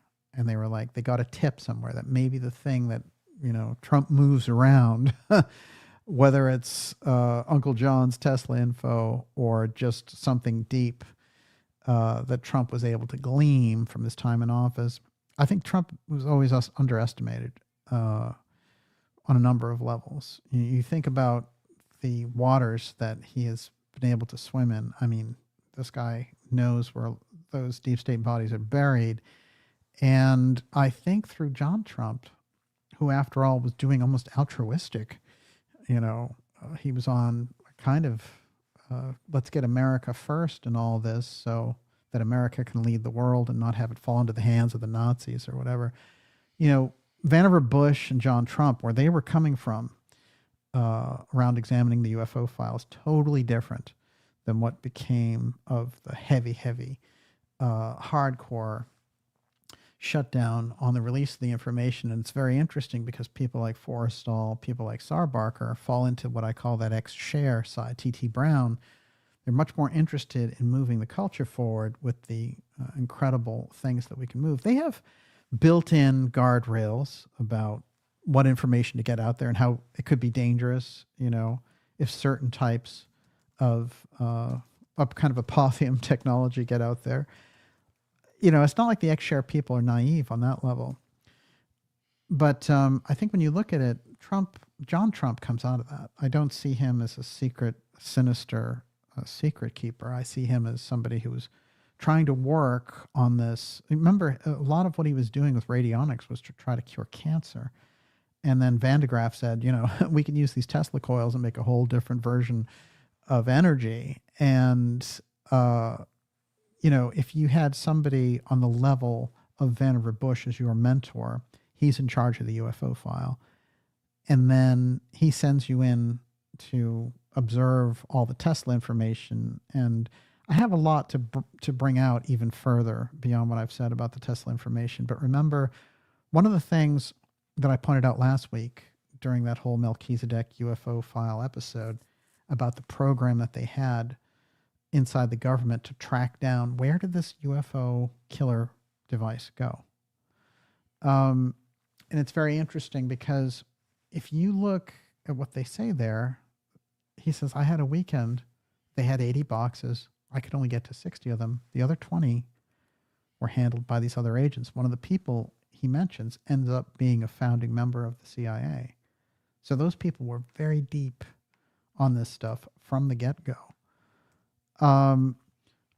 And one of the things I suggested in that was that this UFO file killer program, the thing that would take UFO devices down, was something that Tesla had developed or discovered and had moved around to other people, and they were trying desperately to figure out, one, where is it? And as I pointed out, people like Adamski got into trouble because when the FBI was tapping into them, they said, well, you know, what's going on here? You know, Adamski, you're talking about this device that you said you've seen it where they can take down UFOs. That's how he gets harassed, not by giving lectures on aliens. So, you know, we're going to come to a much more open place on this with the Melchizedek UFO file program. And, you know, we ended the episode on kind of a cliffhanger about Brother Sunburst, because Brother Sunburst had the crossover to the UFO contactees, was known as Melchizedek, and suddenly had a tremendous amount of money out of the blue. And, you know, it kind of blew his mind at a certain point where he got very into drugs and very into having, you know, an armed camp and all these weird things when he was an organic farmer. So I have information about Brother Sunburst. This is just kind of, I guess, a teaser for an upcoming episode that, and we'll do that one coming up closer to the end of the month. But Brother Sunburst, I have information about Brother Sunburst, and I'm going to make it very plausible that he was the one who inherited the knowledge about this program, and that it was kind of a safe place to keep it, an organic farming community. It was brilliant. And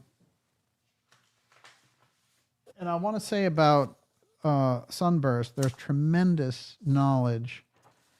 Of course, he's associated with Yogananda, and there's tremendous knowledge in this guy around esoteric topics, as strange as his history rolls out. So when we get to open up that program Melchizedek, it's going to be very much like the program that we opened up around Blue. Blue was the program that I did research on, and we brought it out. And March of 2023 is when I brought out the Blue UFO program. The government had never said anything about it ever. Then I did a special with Kelsey Forrest, November 22nd, 2023, which is this one on JFK 60, Blue Enigma. Then in March of 2024, what do? They roll out the Blue program, and they have Kona Blue is the variation of it. And they say, oh yeah, we had it. You know, this is a program that we had, yes, but you know, they didn't really find anything, you know, with crash retrieval, but that's what it was set up for. Nobody else had that information. And there's a reason why I'm putting that on the record. The Melchizedek program is like that as well. And you're going to see that something like the Melchizedek program is much more of a minefield, and loaded with much more of a rich strain of knowledge than something stupid like the CIA program about Immaculate Constellation and the malarkey that they're going to roll out with that. So it's going to be 2025 in a way is going to be a time of choosing. So we've chosen the president now. Now it's going to be about choosing which narratives are actually viable and believable. And so we have a track record of bringing that information out to you. And it's on record that we brought out Blue and other programs, the relationship between Nixon, the John Trump info. It's very important because as the CIA disinformation wave comes up, it's going to be very important to say, well, you know, actually, when I was researching this stuff, this came out way before you guys were talking about it. So the Melchizedek UFO file piece is going to be crucial. This is the name, and there can be a number of reasons why they came up with Melchizedek. But as we went into the history of the actual Melchizedek, this is important, and it's going to play into how all these things roll out around the UFO file. Everyone, you're watching the Dark Journalist Show. This is Deep State versus the Alliance 2025 ex-UFO file, ex-TAC UFO file battle. RFK Jr., Trump, and the whole piece around the incredible earthquake of this election and all the things that are going to play out as a result.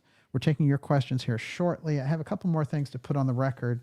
And I want to mention that I just want to finish this little thing about Christopher Mellon in relation to the UFO hearings on November 13th. So he bailed out, but he did an interesting and strange thing, and so did Elizondo, which is they both put out a major diss against Trump before the election, October 20th to be exact. And it was all about Trump's not interested in UAP disclosure. And it's very interesting because Elizondo, in promoting his book, Imminent BS, it's fascinating because he went on with Donald Trump Jr. And, you know, he did this whole thing. And Donald Trump Jr. is very interested in UFOs, of course. He had him on his program. And Lou was like, you know, Trump is the only president of my lifetime who talked about this and all this stuff. So you felt like he was buttering up Trump. Well, maybe that didn't work or something, because just a couple of weeks later, there he is bashing him with Christopher Mellon, and both of them are on record. I'm reading this stuff and thinking to myself, something very unusual going on in the background here. Trump's Space Force initiative to get the UFO file back under control of the executive branch might be tossing these guys overboard, and they may have heard that by now. So they weren't interested in him getting in the White House. Well, guess what, baby? He got in. All right. Congress UFO hearing witnesses. Tim Gallaudet, a Navy official who claims his house is haunted by evil spirits. I like that. That's the New York Post. And it's interesting because this guy, the only problem with this guy is that he believes everything that Elizondo says. And Elizondo has buttered him up with a lot of false CIA misinformation. Elizondo, Mike Gold, and Michael Schellenberger. Mike Gold came out of NASA, and Schellenberger is that independent journalist I mentioned who was good on other things, but as soon as he got into UFOs, this is kind of almost naive guy, you know, who's really good and has a kind of a grasp of all these wonkish facts, but is just the kind of guy that the Central Intelligence Agency loves to say, hey, I'm going to talk to you and I'm going to give you special information that other people can't hear, and I'm going to set up a secret channel with you. And don't think they haven't tried that with me, by the way. They tried the same type of thing that, don't worry about it, you know, now you're going to know. And they had big problems with me because you know, I basically, when I was approached, I've been approached by a couple of different people. Some of the people were on the UAP task force. Of course, the whole thing with Grush was part of this too. My problem with it is there's no point in playing any kind of, like, the game that people like Dolan and other people play, that, you know, and George Knapp and stuff. Like, don't worry, you know, you're going to get on the inside of this, and we'll give you your own Netflix special and stuff. You know, there's no point in playing ball with those people, because you're going to participate in a lie, and, you know, it's going to be the disgrace of your career. And did you work in your life all the way, you know, for decades to just become a kind of a liar on behalf of the CIA? You have to ask yourself those questions. And but what's interesting about me with any of that stuff is I was able to listen and take in a lot of their pitch, and I was like, oh, you know, I get how they pitch these other people now. It's much easier. But they're not going to be happy with our special on November 22nd. That much I can guarantee you. I wanted to point this out. There's a couple of unusual things about Trump and the 45, 47 thing. And these things get into interesting areas. But when Trump was on the cover of John F. Kennedy Jr.'s George magazine, the cover said, "The secret behind Trump's political fling." This was the name of the cover. And they showed Trump, you know, playing up the kind of billionaire playboy thing. But if you really read that headline, it reads, if you read it correctly, Trump's political secret. Really think about it. They didn't need to use the words that they did on this cover. I found that very interesting, and it's just the kind of thing that goes on in the Kennedy family as well. That Trump had a political secret. And in my opinion, the political secret that he had was knowledge of something that was inherited. And probably Roy Cohn helped him put together the pieces about what it was. Now, what's interesting is, a personal anecdote about someone I knew who worked for the Kennedys for a few years. And one of the things that happened with her is while she was working there, she knocked down a painting. And she was working for Ethel, who passed away, sadly, recently, at the age, I think, of 95. What an incredible life. And she had 11 children. I mean, so what an incredible, salute you for that. And of course, she was Robert's, RFK Jr.'s mom. But so my friend, when that painting fell down, a couple of things fell out of the painting. And one of them was a folder. And when she went to kind of put it back in, she couldn't help but look at it. And it was all these back and forth messages of the FBI tracking the movements of President Kennedy. It was illegal surveillance of the president, in fact. And the other thing was a ticket to an impeachment of Andrew Johnson from 1868, I think. I still have that ticket, by the way.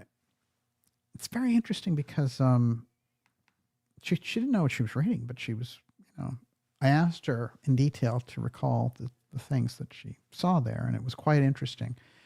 And I have a feeling that among the Kennedy family, there are a number of these things, because John F. Kennedy himself and the way that he ran his presidency, if you find out from his real insiders and the people who worked with him, and in some cases, people like Judith Exner gave us a great window on some of the ways that that Kennedy would communicate with people.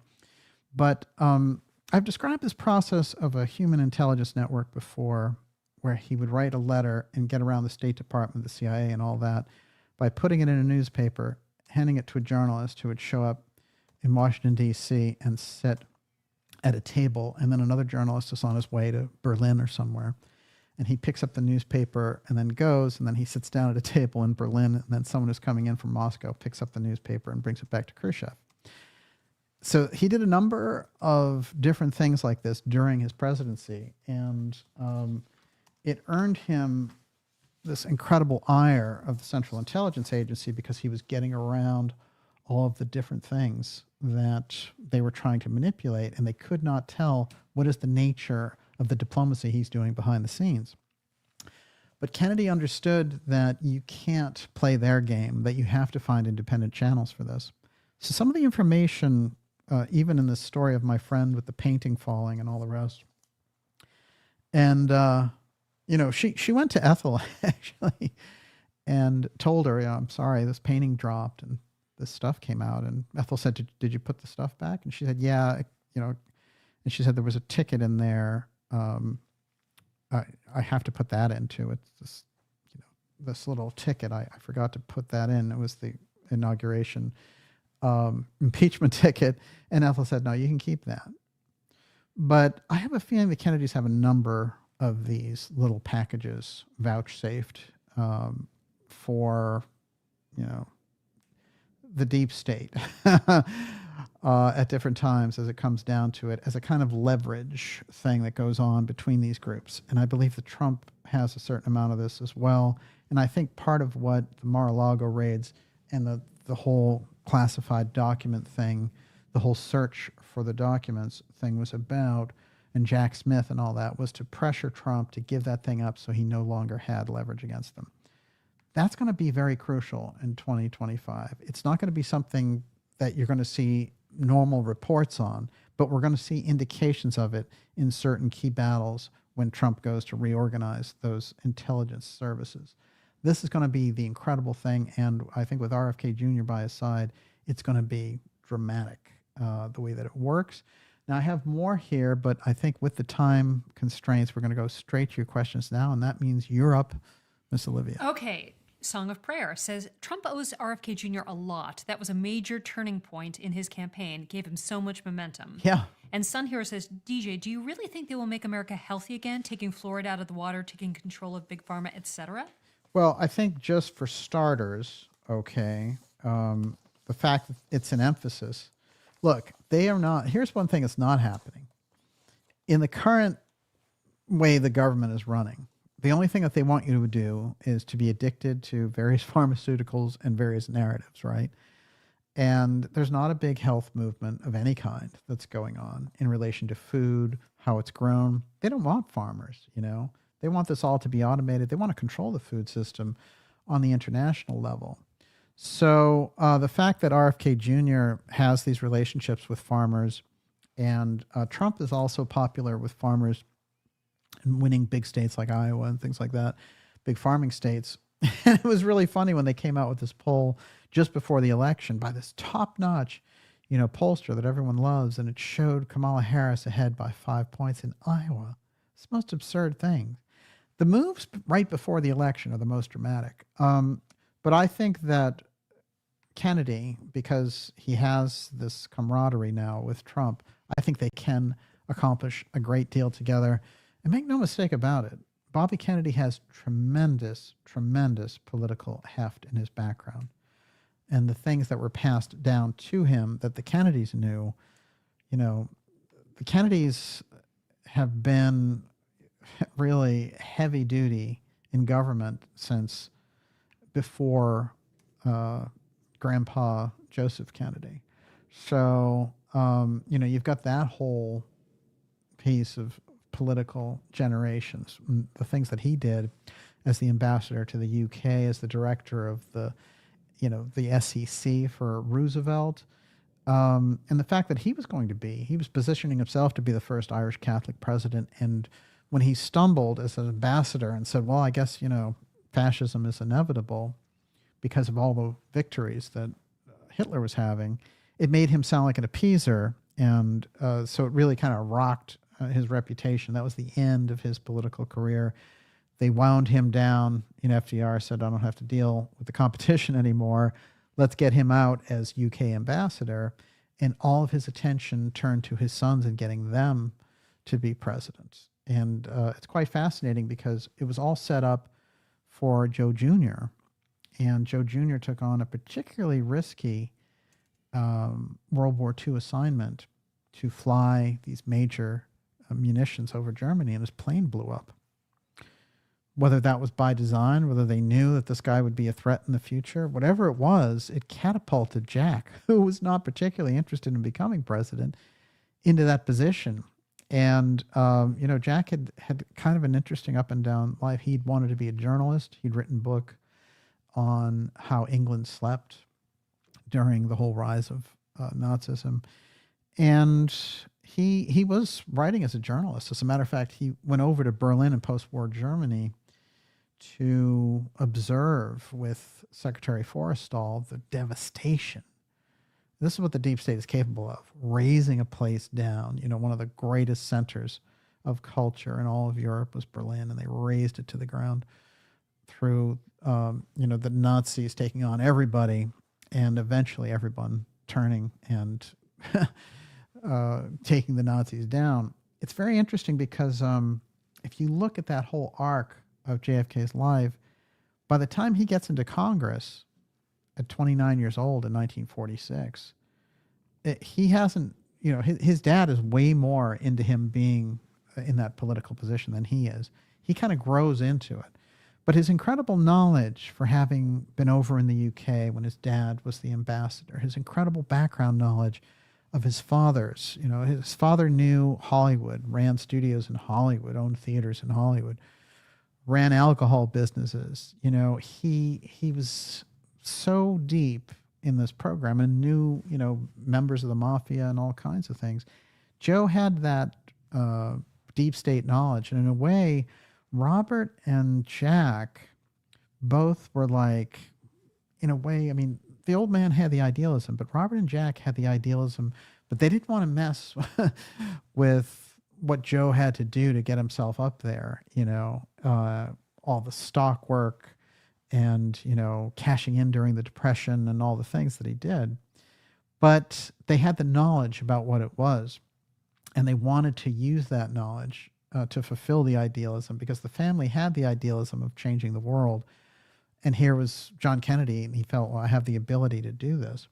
So I think we have to remember who we're dealing with when it comes to the family side here.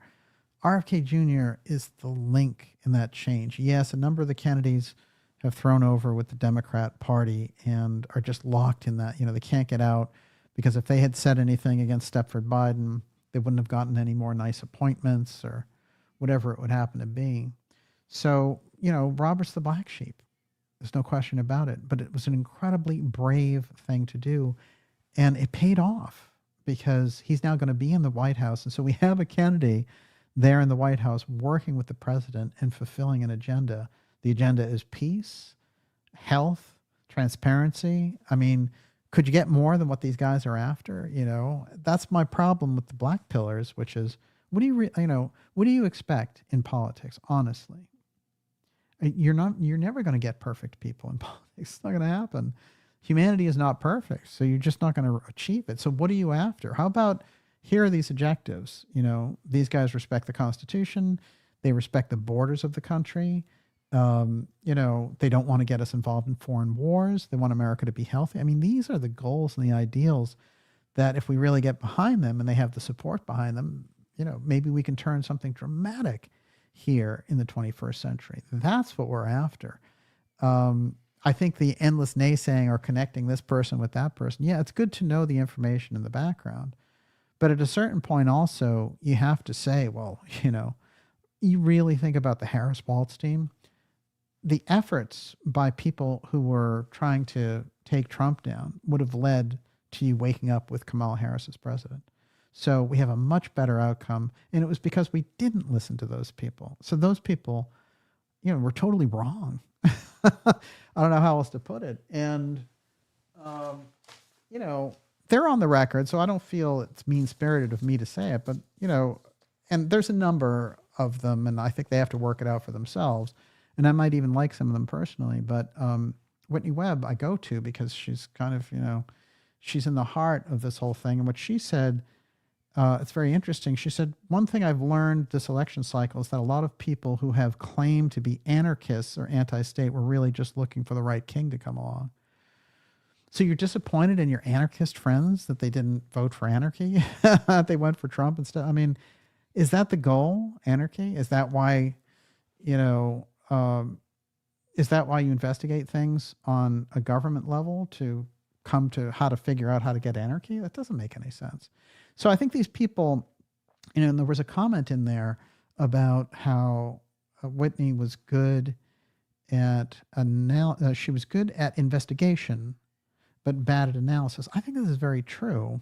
And I think that there was so much of a push to be like, to demonize Trump and Bobby, that I started to look at that whole wave of Whitney and people in her circle in a different way, because it's not logical. It's very irrational to take two of the best people that are on the public stage at that time. You might prefer to have somebody even better, but if you want to compare Harris and Walz versus RFK and Trump, I mean, they're clearly a better option. And so this is a very important thing, and I think it will play out a lot in 2025. It's good to have that conversation, and it has nothing to do with who you should vote for or whatever, but I think the overemphasis and the shooting down of Bobby, shooting down of Trump by these people, and there were a lot of them, and you saw it pervasive throughout the independent media, and I found it incredibly problematic, because their only solution was no solution. Well, I think we got a much better solution. Can we make it an even better solution? Yes. But, we certainly moved into a better place as a result of that. And so I have problems with this. And Someone else in there said, we had only two choices, Dems and their authoritarian rule, censorship, etc., or the team of RFK Jr., Tulsi Gabbard, Ron Paul, the best people we know. That's the other thing, which is now they're talking about taking Ron Paul and having him participate in a government commission on waste. Yes. I mean, is he not the libertarian king? We had the lizard king, that was Jim Morrison, and then the libertarian king. And Whitney says, the problem is you're going to get a lot of the same policies just sold under different dialectics. Really, with Ron Paul, you're going to get the same policy under a different dialectic? With RFK Jr.? It doesn't add up. So they want the ability to naysay with no clear picture of how do you get out of that. And I can appreciate it, but I think the cynicism is overflowing. And I think that's a problem. And like I said, even if I like some of the people involved or even like the work that they do, they're going to have to look at that because, you know, if you're just there to shoot down the good things that are happening, you're going off the rail. It's like a nuclear explosion of information. And what happens is the fallout from that is there's no direction to it. It's just, you know, I've found corruption. Everything is corrupt. And then what are you going to do? Right. So if you find those lights at the end of the tunnel of people like RFK Jr. and others who do have idealism, you know, and you think about the past and the background of this guy, and I don't want it to be a tearjerker, but, you know, this guy at 14 years old is he's a pallbearer at his own father's funeral who was assassinated running for president. He has, you know, gone after the big corporations, the Monsantos and others. It's not that all of his positions would be perfect. And it's funny because when he first came out running for president, you know, I did a lot to introduce people to what he was talking about. And they would say, well, excuse me, you know, he said some comment in 2011 about the environment or climate change I didn't like, you know. And I really put it on the record, like, you know, Bobby's a tremendous, tremendous force. He's incredibly smart. He's a Kennedy. He's got that heft, that deep in the background knowledge. And him aligned with Trump makes for an incredible populist move. There's no question about it. You can't deny that. You know, you could say, well, they won't be able to fulfill anything or whatever. That's fine if you want to be cynical about it. But, you know, there's no denying that they were the better option. I just think I'm lost. Whenever I get around the black pill thing, it seems to me just an excuse to have no solutions. That's, you know, I've seen it over and over again. I wanted to point this out. This is unusual and maybe is foreshadowing as well. There's a lot of that with Trump. But Trump participated in an auction in 1998 of Evelyn Lincoln's various artifacts that she had from her time being a secretary to JFK. And she put out a very interesting book talking about how LBJ and the CIA were behind the assassination and how she'd made an instant list of people involved in the assassination as soon as she heard about it. And she was very close to all the intimate goings on there between the intelligence people, the VP, and the president. And right at the top of that list were LBJ and the CIA. Here's Trump sitting at that auction in JFK's rocking chair in 1998, way before any of his political aspirations have come to fruition. How he got to be participating in this particular auction is very interesting. And also what little pieces of Evelyn Lincoln's background were there and available for him. I've pointed this out with Trump before that he has this tie-in with a number of political figures that have helped him out. One of them was Richard Nixon. This didn't get talked about for a long time. We made it a centerpiece and went and got the research on it and found all these, you know, originally this one letter that everyone was familiar with, but then I found out there were 200 letters and I put that on the record, and no, you know, nobody was biting on that one. They were saying, oh no, Trump and Nixon, really? Come on. And then the Institute, the Richard Nixon Foundation, they came out and they said, well, we have, correspondence between these two that goes over 12 years. It's over 300 letters between these two. Then they started making them available. So this is how it works. There's a quote here, which is Charles Fort, and it's going to be my kind of guiding light for 2025 with all this and with the new administration and everything. But it'll certainly guide the reports that we do here on the X series. And it says, it's from Charles Fort, and it says, I do not know how to find out anything new without being offensive. This is really so that's what's going to happen is, we're going to put the new stuff out there and it's going to be offensive. There's just, that's the way it is. So it's going to be a very Fortian 2025. I wanted to, there's a couple of things I want to do before we take your final questions, Miss Olivia. One of them is, let's see if I can find this in time. Oh, yeah. Well, a couple of quick things here. One, so we're acknowledging here the alliance. The position, a lot of people have talked about this, and they said, oh, Bobby's not going to get the right position, and, Trump's not going to listen to him and all that. What I hear, and I have a lot of sources on that side, is that Bobby Kennedy's over the moon with the victory of President Trump, and Trump is like, he basically is going to get any position he asks for, whatever he wants to do.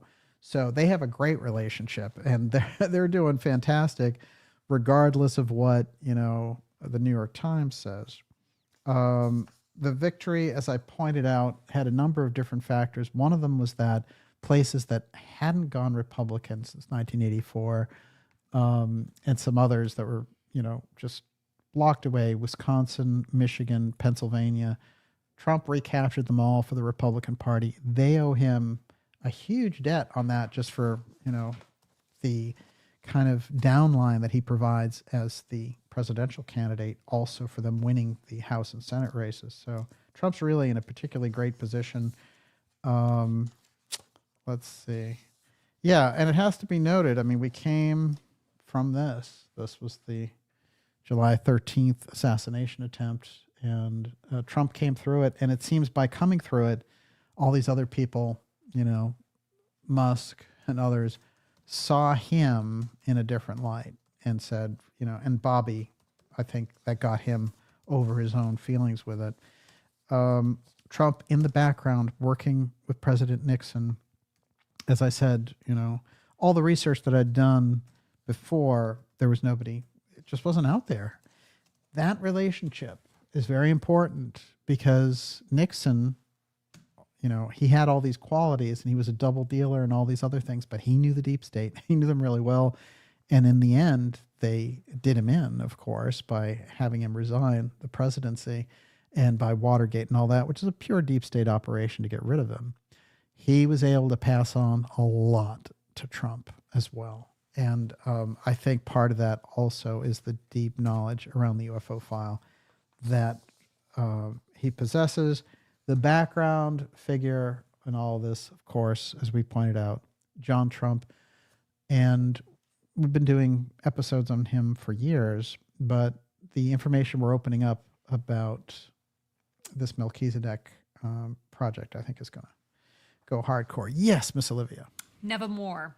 Thoughts on Chief of Staff pick Susie Wiles? Well,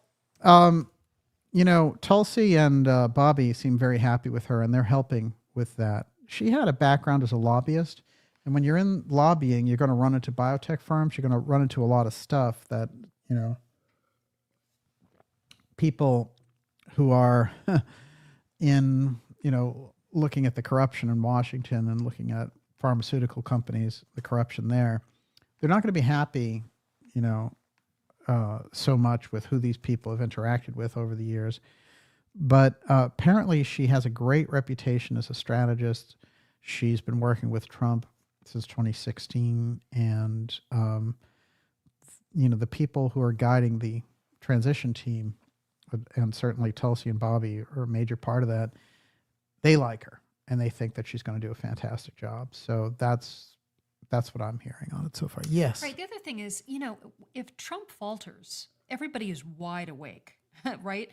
they're going to let him know. All of us will let him know publicly on Twitter, right? I still call it Twitter, on X. Yeah, no, it's Twitter. And It you is know, Twitter. I trust that Bobby and Tulsi will, you know, give him a talking to. Yeah, the thing is, you know, Trump has just won the presidency, and he's where he took a calls from 70 leaders around the world in one day. Right, this guy has incredible stamina. At the end of the day, he's the president. He's going to make these decisions. You know, some of them will be just right. Others, you know, we don't know how he plays the deep state. It's interesting. There's a comment by Alex Jones who said, you know, Trump always had a lot of deep state people around him. And I think in that position, you know, think about it. JFK, J. Edgar Hoover as FBI director and Allen Dulles as CIA director, right? He inherited them. And he was able to fire Dulles and get McCone and others. But you're going to have, you know, you can get people in there into these positions. He got some people in there. He got McNamara in there. And, you know, he got the people he felt could do the best job. But some of those people, by the nature of the business, are not going to be perfect. So, you know, we have to, again, not let the perfect be the enemy of the good. You know, the campaign was an incredible march to finding a better future. Trump is aware, apparently, through his comments to Bobby Kennedy, that in the first go round, people like John Bolton and others like that were bad people to have around. So he's aware of that. The only person I think who's totally objectionable has been floating around is Mike Pompeo, the former CIA director. But people in Trump's own orbit, like Roger Stone and others, are already putting out the clarion call. We don't want Pompeo. And so, you know, you're already seeing some of this. But so it's a mixed thing. It's like, you know, yeah, through a kind of cautious optimism with it. But as far as I can tell, that process is going very well. Once in a while, there's going to be somebody who's a questionable character, but Trump may be using them for a particular purpose, to vet people or whatever. And so, you know, we're going to have to see how all that goes. I mean, you know, Trump had as Treasury Secretary Mnuchin, who was a Goldman Sachs guy in the first administration. But the economy during the first administration was remarkably good. So you see, it's almost like, what is he using the people for is another question. So there are litmus tests and there are litmus tests. We have to figure out how that process works out. Yes, Ms. Yeah, Levy. you know, I wouldn't put it past him also to, when somebody wants a job, they kiss your butt, you know, and he just may enjoy that. True. Hey, look, the job that needs to be created is UFO ambassador. That's the one. Where's the UFO specialist in all this? So how about the creation of new positions? That's going to be crucial. I love it. Everyone, you're watching the Dark Journalist Show. This is Deep State versus the Alliance 2025 X-Tech UFO file battle. RFK, Tulsi Gabbard, J.D. Vance, the whole group together. Ron Paul now. Everyone's in this alliance with President Trump. This is earth-shattering and a huge revolution about how we do things.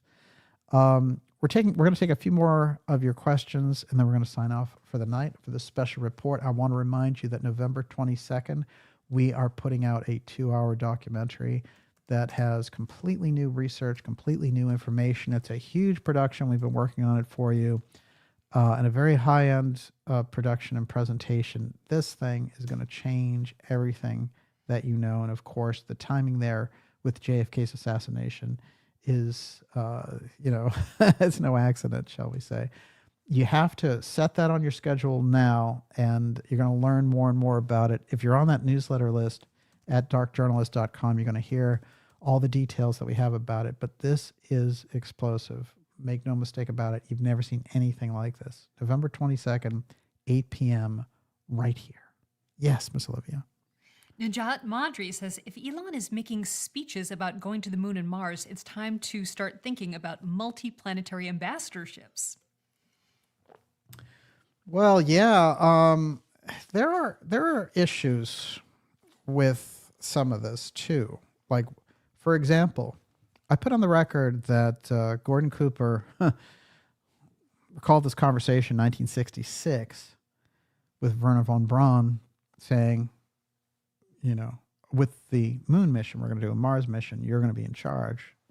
Here's how you're going to get in shape for it and all this other stuff. And then at a certain point comes back to him and says, don't discuss the Mars mission. Don't say anything about it. And, I'm not going to talk to you about it. And so Cooper, if you read his biography, he's very perplexed by this. And he says, forget, I'm out of NASA.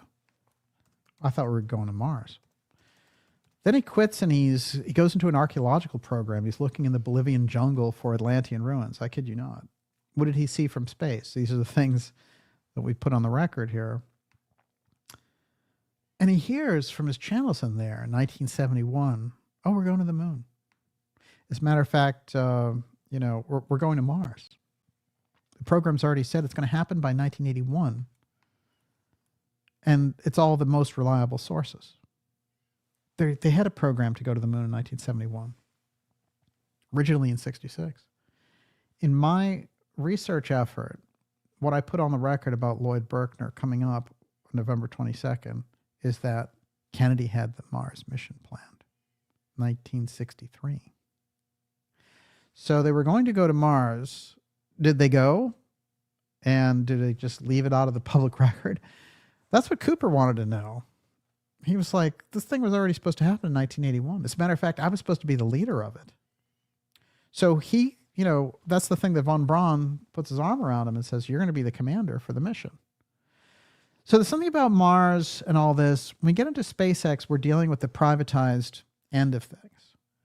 The government end of things with NASA and how we went to the moon in the first place and the secret space program that was developed as a result of all this, Kennedy calls it out with Blue Gemini.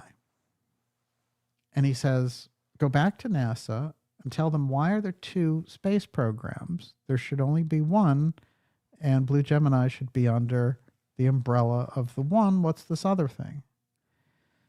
That's a document that came out in 2014. And he sends McNamara over to NASA and says, we're going to kick Blue Gemini to the Defense Department, even though we don't like the idea, but at least it's kind of like the devil we know.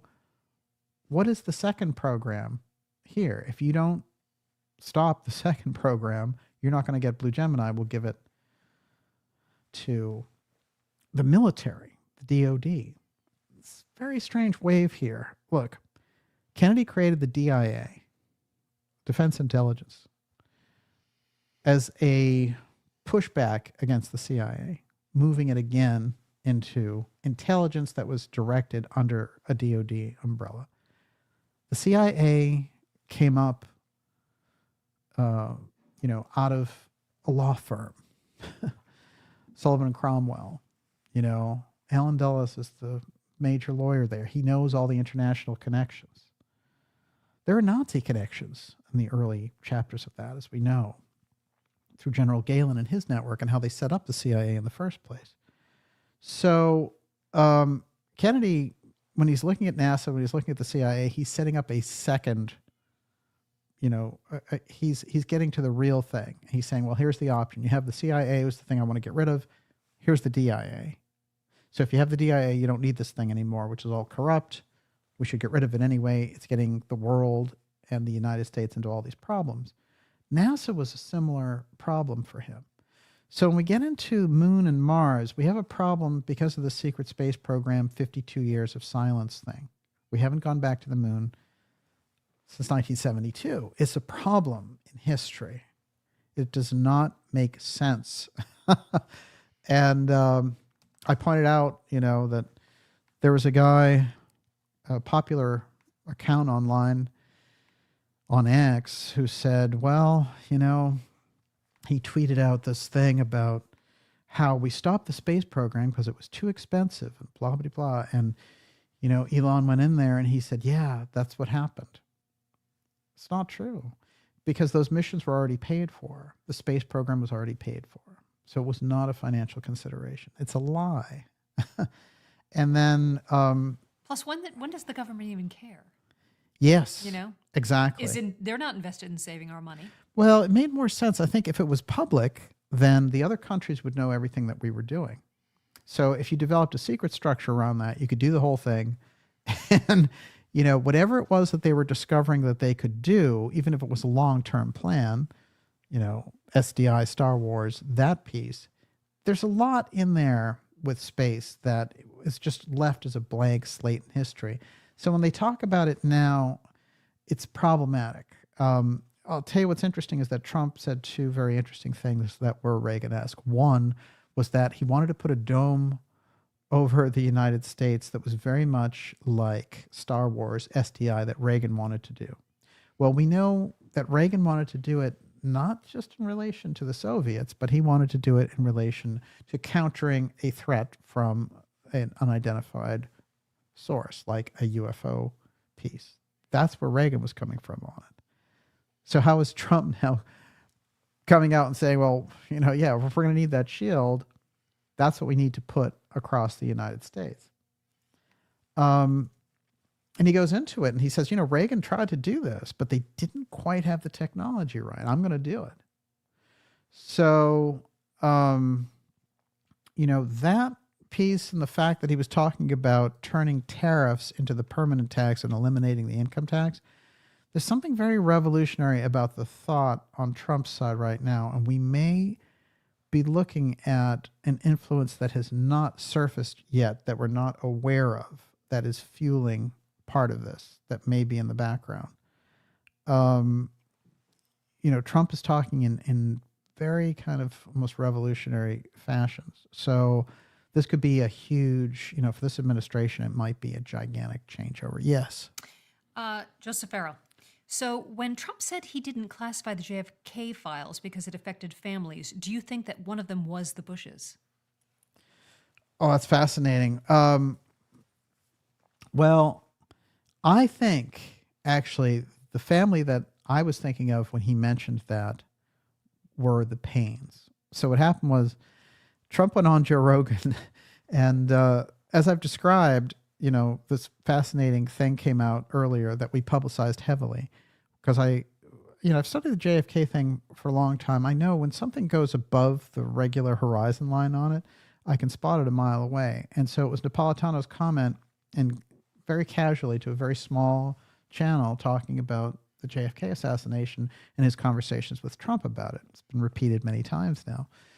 But before the end of his first presidency, he said, "You're going to release those records, President Trump?" And Trump said, "I can't, it's not going to happen." And then when he pressed him on it, he took him aside and said, "Andrew, if you knew it was in those files, you couldn't do it."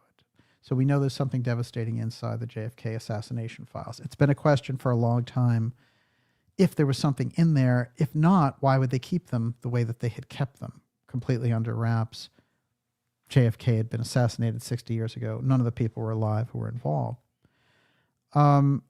So as things happen, that conversation ricochets from that small podcast through the ideas room because we were talking about it.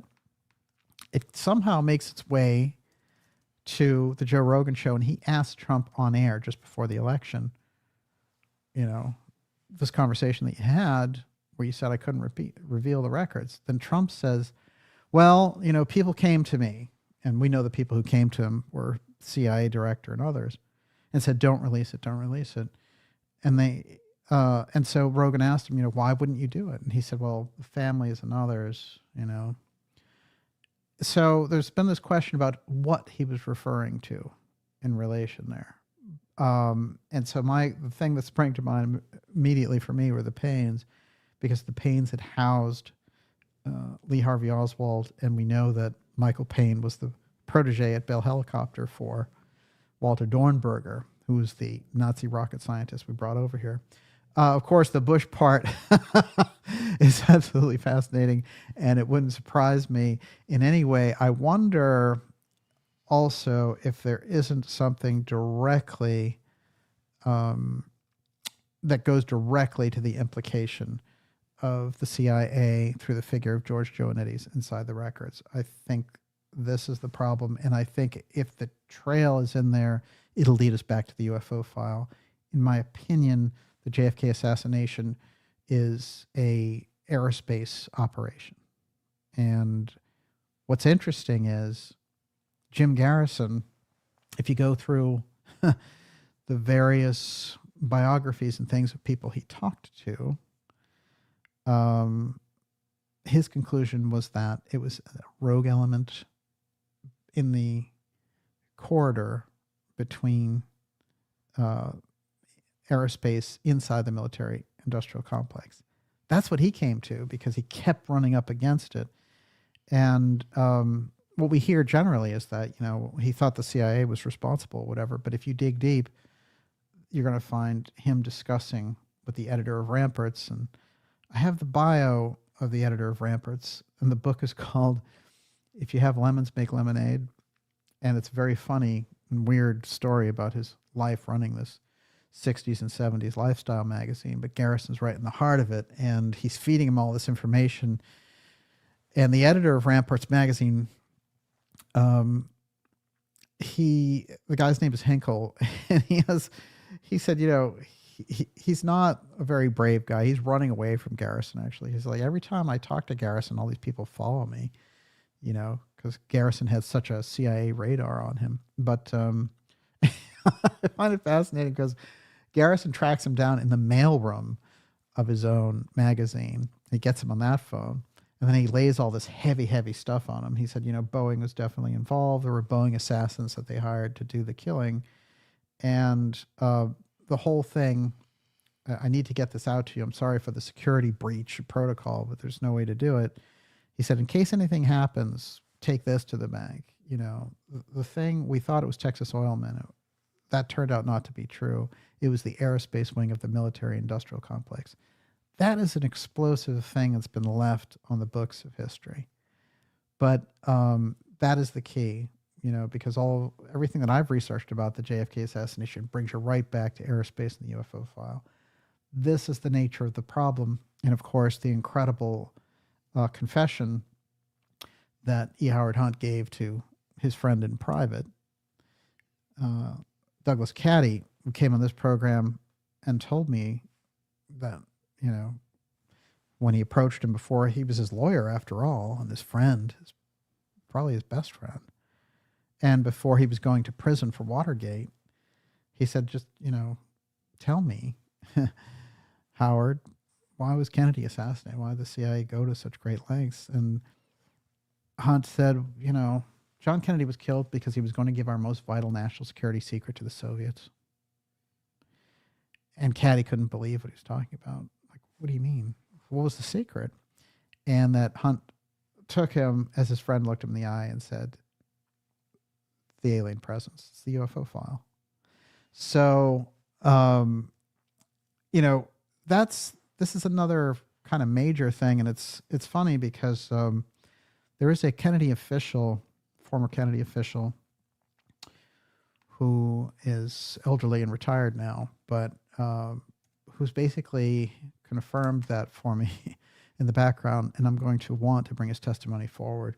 So we're going to see if that's going to be arranged, but it is powerful. So there's going to be a lot to be opened up here, and I think the era of RFK Jr. and Trump is going to be the perfect place to do it. There's so many things to do to fix the country, but the Kennedy files is a crucial element in opening them. I always point this out, which is that the Kennedy files, so many researchers have said to me, oh, they'd never put anything in there, that's really, truly damaging, just erase it, black it out. But if you're aware, there's 3 hours after the assassination, Bobby Kennedy gets John McCone, the CIA director, at his farm in Virginia. And this is a very important meeting. And Bobby basically put some sort of booby trap so that if they try to get rid of it, it would have set off all the bells and whistles and DOJ and everywhere else. So there is something crucial in those files. There's Trump and RFK Jr. saying, we're opening them up. Now, they have to govern as well. Let's not forget. I hear people coming at them with everything. Like, hey, release the Diddy file, release this, release that, and it's a process that they're going to do it. But the JFK assassination records, they both pledged to open the stuff up as soon as they get in. And that, I think, we can rely on them for. On our side, citizen researchers, journalists, everything, all the transparency, the push for transparency around things like the Epstein client list and all that stuff is in play. But it seems to me that the thing that has warped the culture for a long time, for decades, and that, parents, grandparents, great-grandparents have gone through, lived and died, wondering what took place back there in that situation and how the national security establishment ended up killing their young president. That, there's a huge correction in that if it comes out. And that's the thing that I think we can look forward to. And I think that they're going to try and, spin why it says what it does. But I believe that what's in there is absolutely crucial and damning. Everyone, you're watching the Dark Journalist Show. This is Deep State versus the Alliance 2025 X-Tech UFO file battle, RFK Jr. and President Trump. Just an incredible victory, and an incredible victory for transparency. And of course, free speech, which was really on the ropes there with Harris Waltz. And we're still in a very dangerous place until they get out. We're going to be wrapping up here with just the last couple of questions. And before we get into those, I want to remind you one more time, November 22nd, here at 8 o'clock on this channel, our documentary, 2 hours. This is going to be explosive, and you're going to want to be there in the Ideas Room. We've been working on this documentary.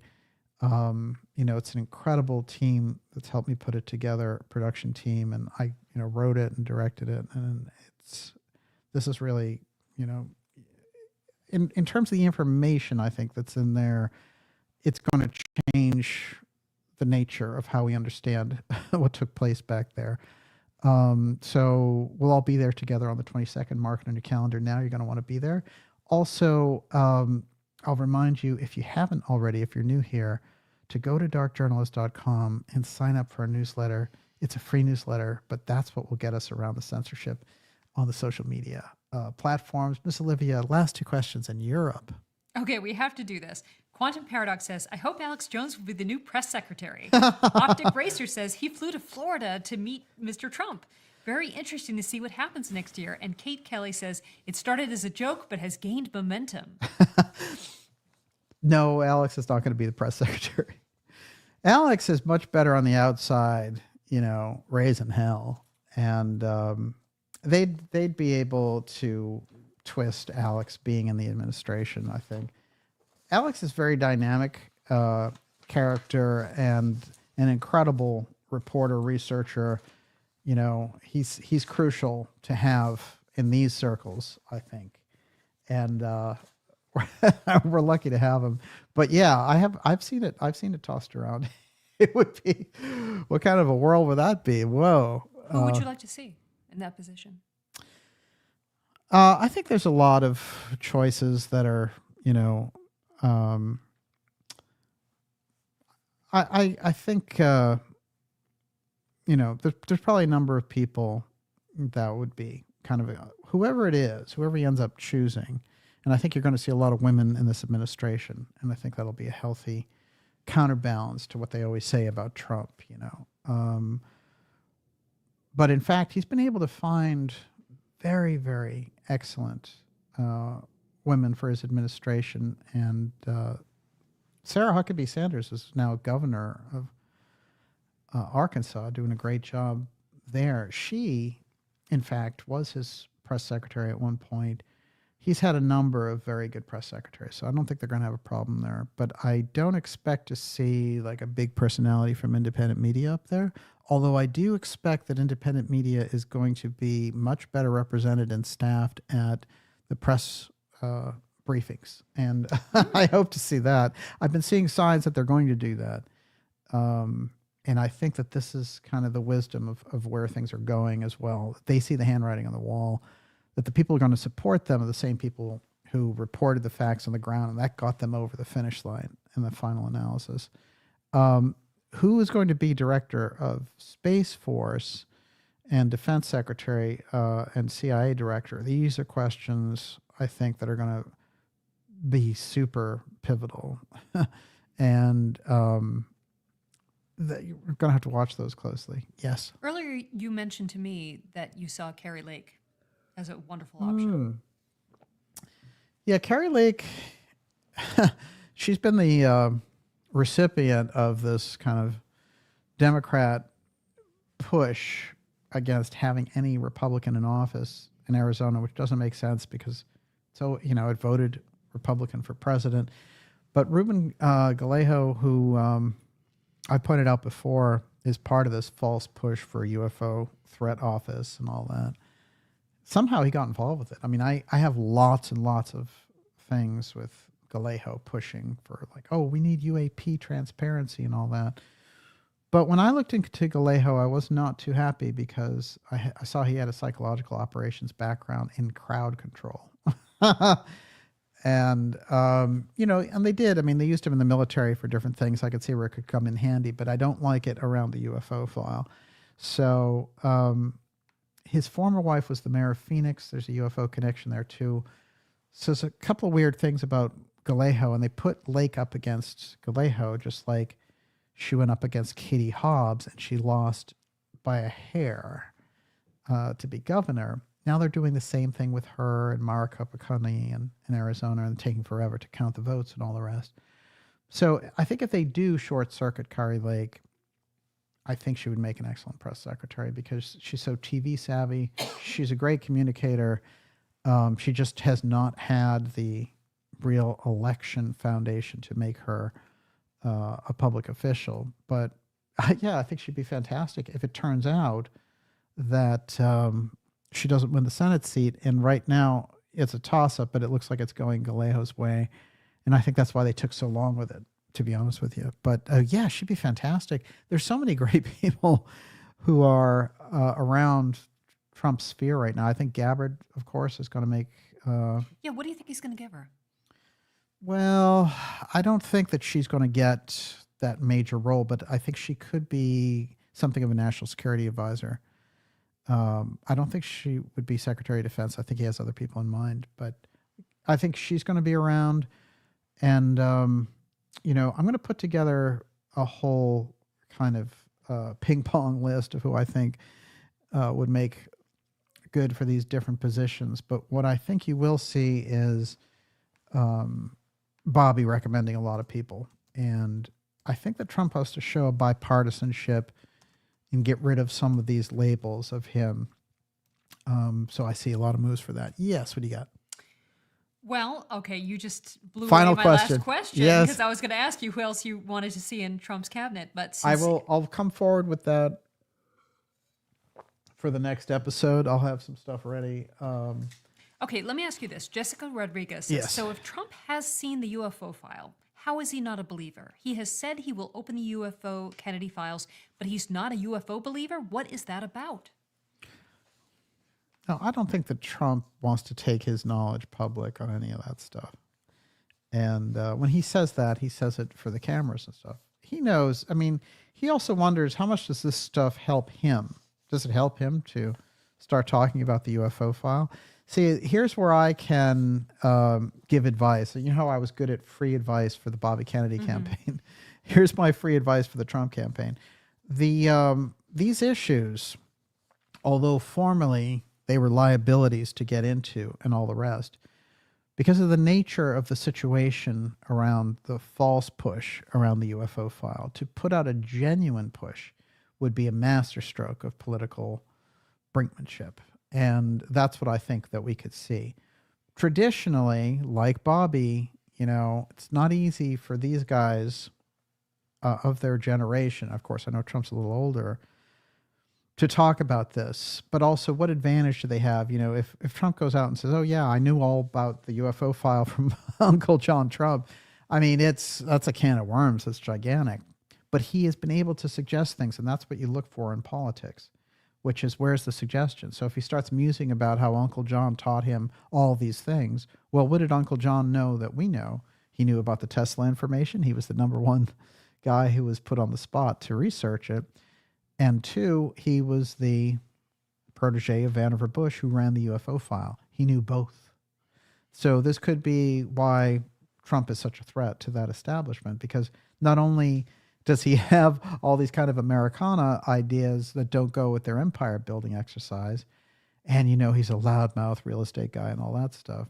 How about this? How about he knows everything that the deep state knows?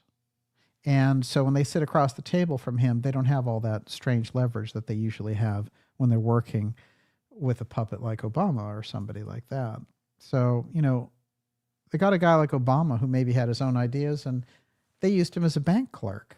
He was a clerk for the bankers. So Trump is different, and he's not perfect. I'm just saying when they look at him, they're like, they just see the competition.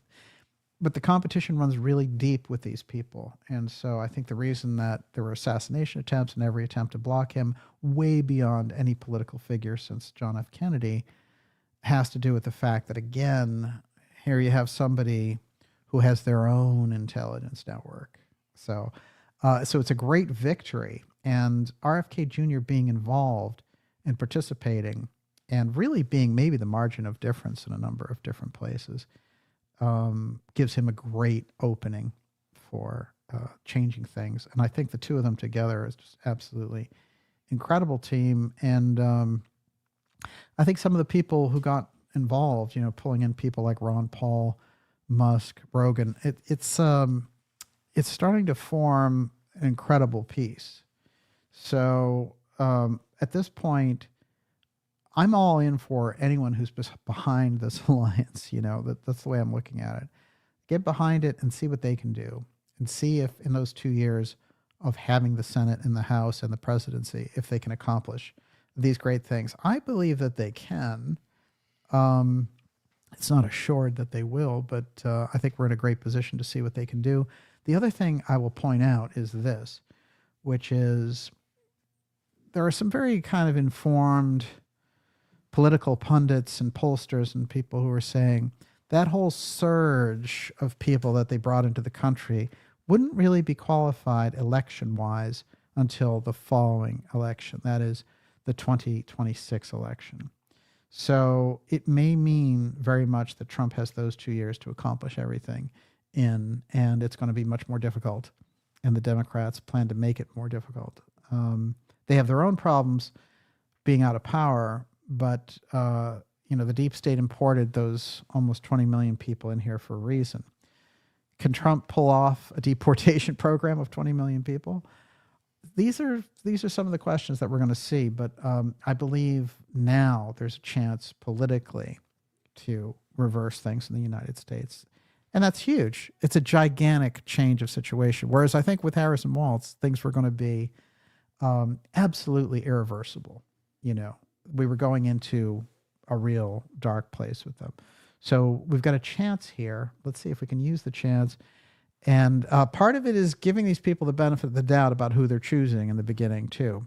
Give them the opportunity as president, as vice president, with Bobby and others to really do this and really get behind them. They're going to need our support all the way through. And I think it's going to be an incredible 2025. Your last question, Miss Olivia. Okay, so this is it. Sun Hero, DJ. Does Trump truly have the people at heart, and will he follow through on all his promises to dismantle the deep state, giving the people control? Would he use the power for his own interests? As I was reading that, I was thinking, people have asked this question a lot over the years, and I was thinking about Trump's plan for the 250th anniversary of the United States. Oh, yeah. And bringing back the World 2026, Fair. yes. And how he's a builder. And I realized that he's like a pharaoh. He's exactly, if you think of him like that, he wants glory. And there's nothing wrong with that. You can understand it historically. He loves his name on the building, right? On the monument. And I think this is going to be a crowning achievement for him. So yes, does he want America to succeed? Yes, because it will glorify him. I have no problem with that. We can be in partnership with that. I think, look, America made Trump, made him a billionaire. He understands the glory days of America. He participated in it. He was right at the apex. He understands the political process involved. He's been president. It's an incredible advantage. Now he has a remarkable team with him this time, which wasn't true the first time, although I think there's a lot to recommend about his first presidency. So I think, yeah, we're in an infinitely better position, and I think he's older and wiser. Now, you know, we're just going to have to see what they do with this great position, but it seems to me that his motto is "success will bring us together," and I think that that's really true. And what's amazing is that apparatus of the media and the Democrats and the establishment and, you know, the Zuckerbergs and all those people, that he made it through to become elected again after all the things that they tried to sink him in prison, kill him, you know. This is somebody certainly with a destiny to lead America. So we're just going to have to see how it plays out, and hopefully he makes the right decisions, but we're going to watch it every step of the way. I wanted to read one little write-up about that November 13th UFO hearing. By the way, I think the UFO aspect is going to play a big part early in the Trump administration, and I'll explain that as we go along here. But so Congress promises to pull back the curtain on secret UFO researchers as whistleblowers prepare to testify. Sound familiar? It sounds like summer 2023 all over again. U.S. Congress has promised to pull back the curtain on secret UAP research programs conducted in the shadows of the government in a court of law. The second slew of UFO hearings into UFOs is scheduled for November 13th, led by the House Oversight Committee, and former military officials and an aerospace expert set to testify about their knowledge of secret UFO programs. Lawmakers have promised to explore firsthand accounts of UFOs and assess the federal government's transparency and accountability regarding their possible threats to national security. Tim Burchett, representative of Tennessee, a member of the subcommittee, along with Annapalooza Luna, said the Pentagon and Washington bureaucrats have kept this information hidden for decades, and we're finally going to shed some light on it. We're bringing in credible witnesses who can provide public testimony because the American people deserve the truth. We're done with the cover-ups. And they'll be bringing in Department of Defense official Lou Elizondo. Now, so what they've done is they've geared their whole thing, people like Burchett and others, and Nancy Mace is involved in this too. And I think that she genuinely wants to get somewhere with it. But they're bringing in a CIA counter-intel guy to give them the truth. So the hearings, and I'll pay very close attention to it, to report on it, but don't expect anything from the hearings except a big, promo for Lou's imminent BS book. So this is the nature of the problem and why those things need to change. So when you get the JFK file piece open and Congress investigates, that should lead to an investigation of the UFO file through the fact of the realization that JFK was working with the UFO file. Those things would bring you to a much more realistic place of government transparency around these things versus having a CIA counter-intel guy go there. I've suffered the slings and arrow for my family and the things I know. And I could tell you if we were only in a skiff, I could tell you, but we can't get a skiff, so I can't tell you. Shoot. But I resigned from that government, even though I've still been working with them and making money from them. That's what you're going to hear from Lou. And that's what the news, the whole news thing is going to be. Whistleblower reports on UFO program. Don't believe the hype. It's just the same old Lou Elizondo BS dressed up in a congressional hearing. I mean, probably the Grush hearing is probably better. Even though, Grush didn't bring any evidence either. But Lou is an out-and-out liar. And I don't think I think Grush was being manipulated. I don't think he was trying to lie. Lou is a liar. This guy lies for a living. And so they shouldn't be, Burchett, and didn't he learn anything from the other hearings? It's amazing to me. Luna and people like that. I mean, I know they want to be on the UAP money train, but Nancy Mace and others and everyone around this UFO hearing, my God, please, Lou Elizondo? Lou Elizondo was discredited 4 years ago, 5 years ago by me. Get somebody better than that, please,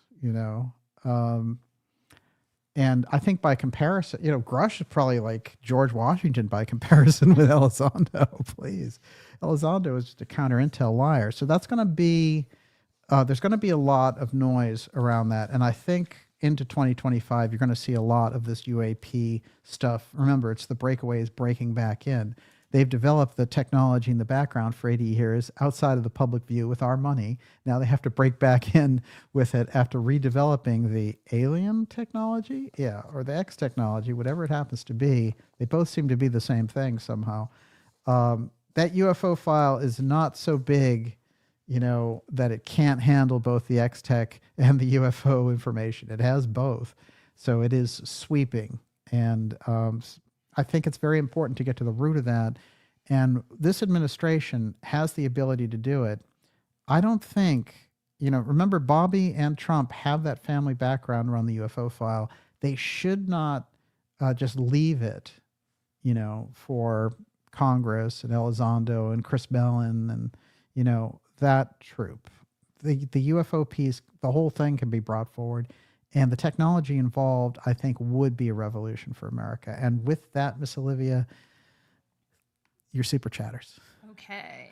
Let me get back to the beginning. Okay. I'd like to thank Larminine Bay, a cult fan of Limbo, Stephen Talbot, Descat Brock, Sky Anomalies, Amarillo Gunrunners, Dania Boodoo, Channeling the Heart Barbara Joyce, Empire of Light, Jonathan McIntosh, Eurythmia's Fun, Quantum Paradox, Adam Huglow, the Gnostic Syncretist, the Bikini Truther, Erica Swenson Elliott, Short Order Cook 1, Thermobsterful, Xavier Figueroa, Sun Hero, FedEx Man, Joseph Anthony, Mark Lingerfeld, Ralph Smart, Sick of the BS, Nancy Mercier, Jay Parsons, Brian Berner, B. Brax, Robert Scott, Robert Keim, Xander, Terry Doherty, Michelle, Adrian Muela, David John Moan, Roosevelt Media News, TF, and NM. Thank you so much for your generous super chats. Fantastic. Wow. What a huge thank you for all your support. And to all our subscribers, thank you. We couldn't do what we do here without you. And you make all the difference. We hope to make that up to you through great reports and the documentary that's coming out November 22nd. And we'll be right here at 8 p.m. Eastern for you. Remember, that is the 61st anniversary of the JFK assassination. And this is explosive. So tell everyone you know. And of course, if you're on the newsletter list, you're going to get the link and everything else before anybody else. I will point out that here's a lovely picture of the owner of the Texas Schoolbook Depository partying with LBJ at a University of Texas football game right after the assassination. Hey. There's a different version of, hey, we did it, boss. But that is D.H. Byrd. And make no mistake, a lot is going to come out about D.H. Byrd here in our reporting. We will see you all next week. I'm going to do some shout outs here. Let's see. Fantastic ideas from whew. And it's going to be a fantastic, fantastic administration that comes in January 20th. Let's see here. DJ Great Hair Day, Alex Baldwin. I like that. Nicely done. Roosevelt, great to see you, sir. Thanks for another great show, DJ and Olivia, says Roosevelt. Let's see. How Olivia keeps up with reading and listening to DJ is a mystery. Don Nue. Olivia can do it. She's the multitasker. By the way, we had, it's been a while since we've had trolls like tonight. Uh-oh. The anti-Trump trolls yes. were dispatched. Well, one thing I didn't really get to read was the big pushback that Mellon and Elizondo were doing in late October, trying to make sure that people didn't vote for Trump. I found that interesting. Whoa. Yeah, that's a big deal. And my, the way that I look at that kind of a thing is that whatever they were floating out there, like I said, because Lou had been on Donald Trump Jr.'s show, you'd think he'd pump it up. That's Najat. Thank you, Najat, for being out there. Much love, everyone, says Raykar. Thank you, sir. Thanks for being in the Ideas Room tonight. For the X series, remember to come back November 22nd at 8 p.m. for our special documentary on the 61st anniversary of the JFK assassination. Someone says Cliff High. Cliff High's a nice guy. Let's see. DJ Network to replace CNN. I like that. Ralph Smart. That was a smart comment. I like that. What? There are anti-Trump trolls? Copium time. Exactly. Al, you got it. Al Qaeda with the quote of the night right there. And balance and harmony and stewardship of the lands, animals, earth, and waters. It's interesting how much of I was reading about Bobby Kennedy Jr.'s journey in trying to save rivers and things. This is a guy we want near those levers of power. I think it's rare. We're lucky to have him up there. And Bobby can help bring Camelot back. Don Nue, how Olivia keeps up? I did it already. Wait. Caritas Tarot. 5:15. Skip sleep. Indeed. Let's see. What else we got here? Can I throw something in there? Golden apricot. Hold on. Sure. I just want to say tonight's the night. Alan the Alien. Yes. We I think everybody took a minute, I hope, and thanked God for what happened on Tuesday or early Wednesday morning. Oh, yeah. But we need to keep praying. Yeah. Oh, excellent point. Excellent point. Let's see here. We've got Sammy, DJ, get RFK on the show. Yes, he was on the show in 2021. We had a great conversation, and we were always planning to do a follow-up. He got caught up in the election madness, but we'll get him back.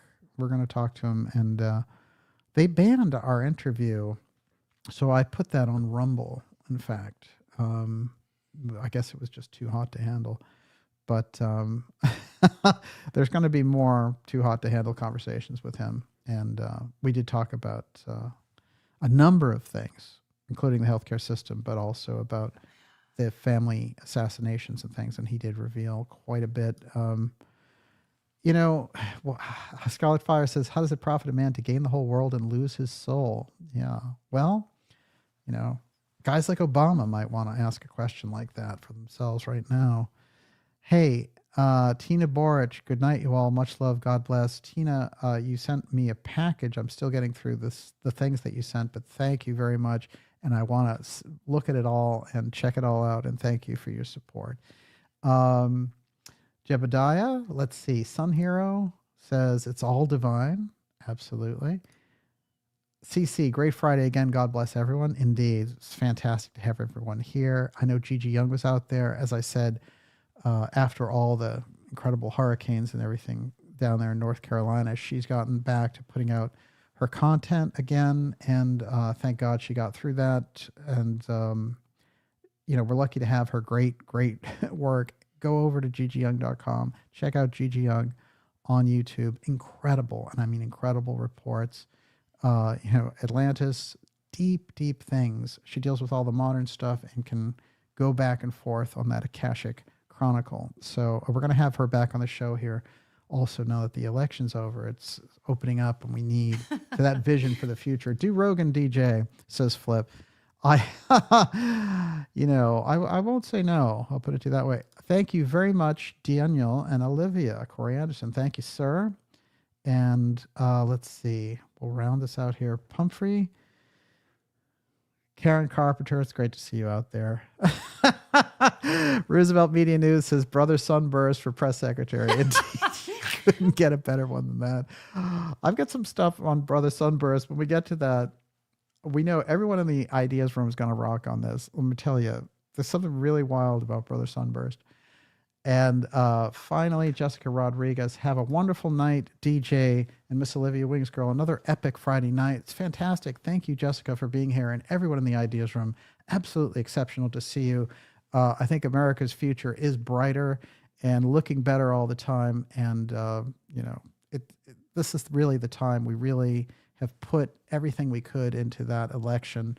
And, however anyone voted, let's all hope for the best outcome with all of this. And I'm sure, there's an opportunity here to bring that great vision of America to fruition. So let's see how far we get.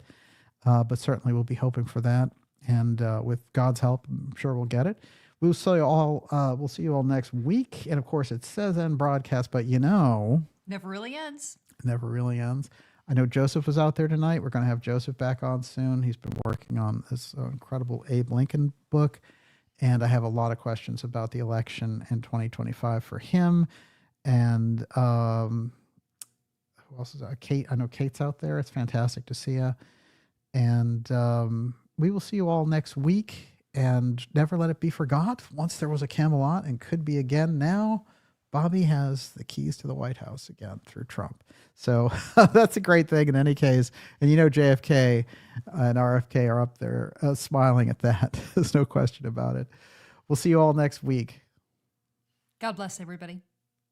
Have a great night and a great weekend.